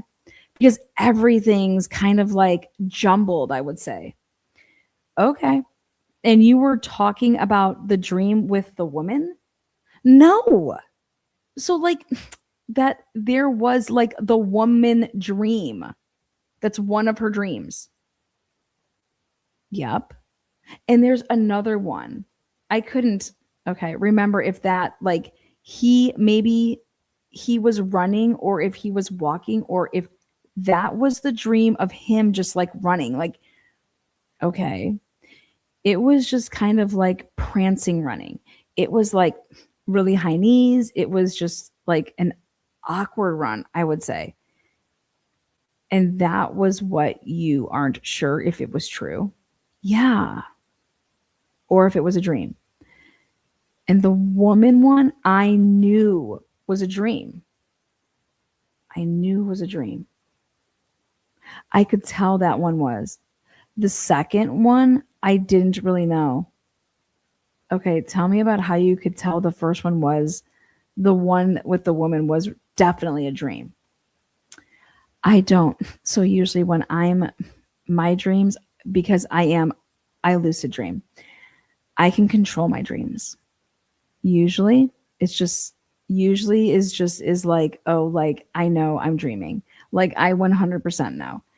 And then it's like I can control what's happening. And for some reason, when I woke up and remember that dream, I just like, I immediately knew it was a dream because it wasn't like certain people around me that I knew. That's how. Okay. So, Miss Katie, what the fuck do you think of that? That's how she knows that she's a lucid dreamer.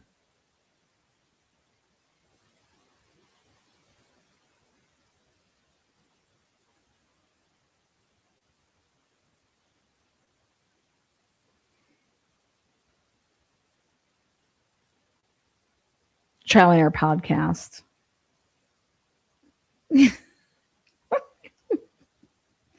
I'm just curious what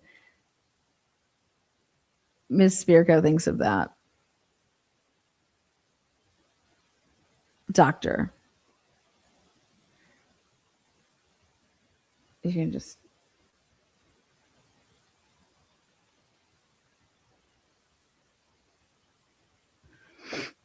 Did I miss it? Okay, wait till she just text it to me if you're still listening. Okay, so she's like, uh-huh.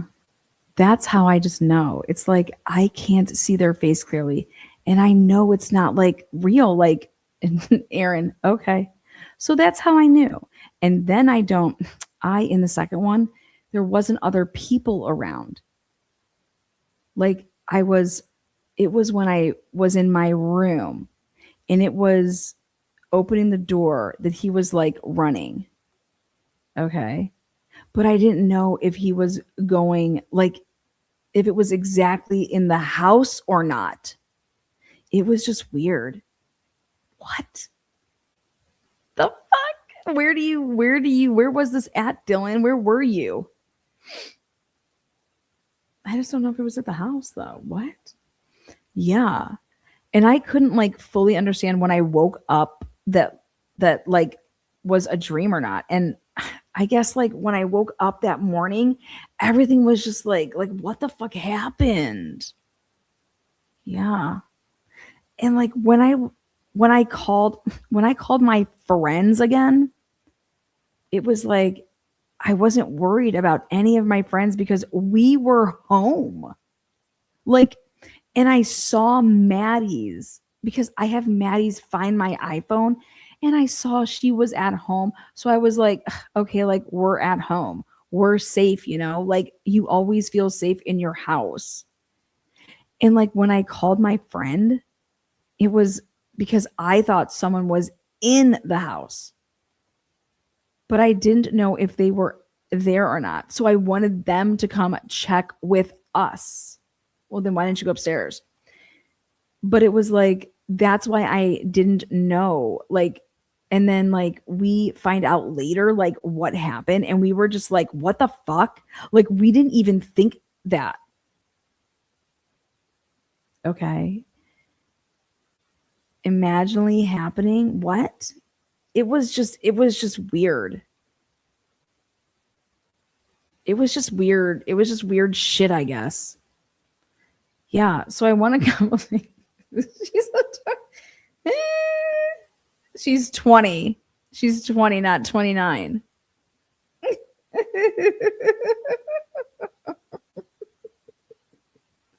She's 20. Does that change your opinion?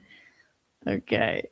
Okay, I forgot to mention I've got some chats and some pictures that we may look at. See if it can help you. Look at this. Help me out with them. I'll let you know when we get there. Okay. But so you're talking a little bit kind of like when you woke up and calling your friends? Yeah. I want you to go back to the beginning, like Saturday or like when the night started. No, go back to Saturday day and just kind of walk me through everything you remember that happened in that day. So obviously, the day before is Friday. That was formal. Why does she have to even mention that? Uh-huh. And we had like small, not a big party. It was all pies and their dates. I can't remember exactly, maybe like 30 people, maybe more or less, but it was pretty small.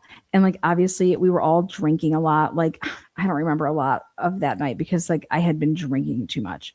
Saturday was the last Vandal home game. And so we were like, we all got to hang out because it's like Kaylee was leaving. Maddie was leaving for like next year. They wouldn't be here for another game. Okay. We woke up. I think I forgot to tell the cops this, but we started drinking champagne. Don't know if I told them that or not. Why does she think that she's not talking to a cop right now? I think I forgot to tell the cops this. Like, who does she think Aaron is? Like, fucking not a cop? Like, Jesus. Maybe she's like, well, because Aaron's a Fed. Okay. But like, it was like champagne mimosas. Like, we started drinking a little bit. And then we were at my house with a few people. Like, our close friends were there. And then we went over to like the White's apartments, which is that big white apartment building right in front of our house. It was one of the AFE's apartments. Kaylee was an AFE. And Bethany knew some of them. So we were invited to go over there. So we all went and we took pictures. That's the picture that's circling around everywhere. I probably had like 2 or 3 drinks, I would say at the most. They're like seltzer White Claws, like those ones. We hung out there for like a while. I don't know how long we were there. I feel like we came back like around 5, maybe a little bit earlier, maybe later. I can't exactly remember. I think it was after the second time that I heard. Oh, then we skip onto a completely different time. Anyways, guys, this is crazy. This is just crazy. Jenny gives it to Bunny Murphy gives it to the Transparency memberships. I gotta save my voice. I'm not gonna have any voice tomorrow. We're gonna look up and down Broad and see what dealerships there are in Boise. Find out. I think that she got a car. I mean, find me a dealer, a salon, a dealer. Like, what would be? There's a dealer. She had to get a car. It makes sense. She should have a car. I can't believe that she doesn't have a car. Common sense ain't that common. Gifted 5 to the Transparency memberships. Kate says, high knees, high noons, high noons, and missing whale footage.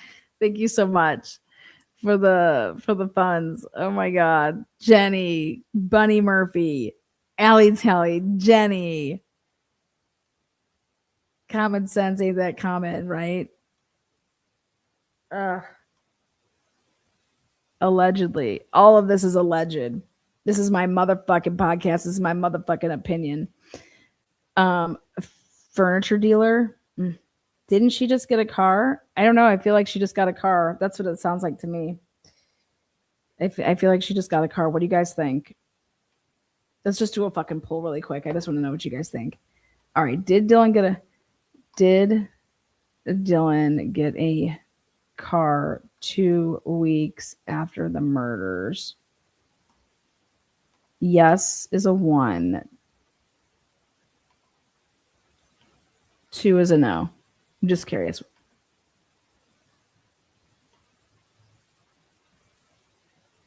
So if you put a 1 in chat, that means yes for the poll. If you put a 2, that means no. And I just want to see what the results are.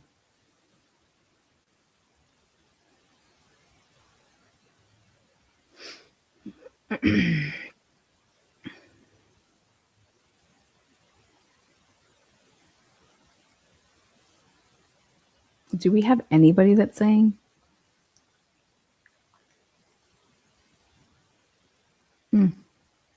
Vroom, zoom, beep, beep, bitch. All right, let's see what the results. 1 person said no. Everybody else is a yes. 98% that Dylan got a car.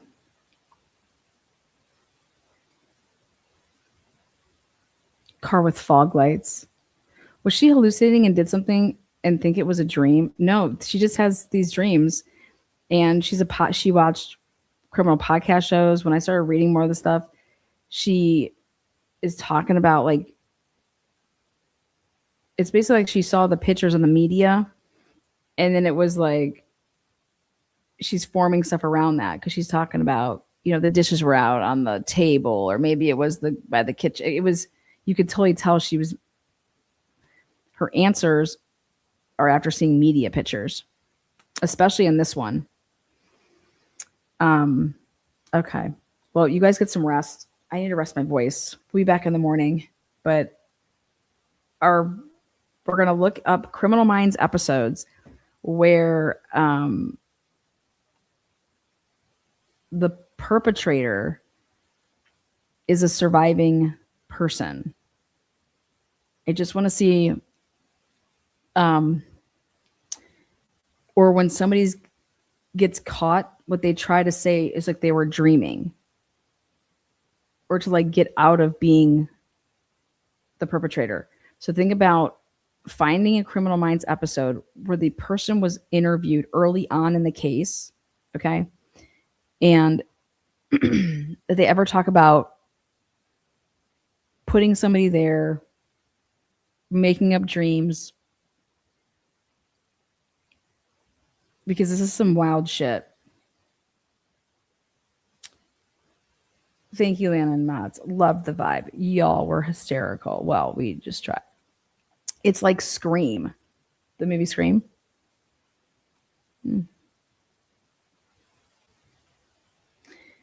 I don't all the lies, and then the probable cause, the lies to make it seem like Ethan and Xana are accounted for when they're just not. Like, what the fuck's going on? Why are we lying about that? Like that, those are blatant lies.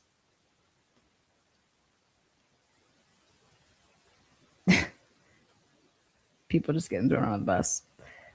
All right, we'll stop the poll. Only one person said no. Just curious, did Dylan get a car 2 weeks after the murders? All right, we'll stop that poll. All right, guys, until next time, peace out.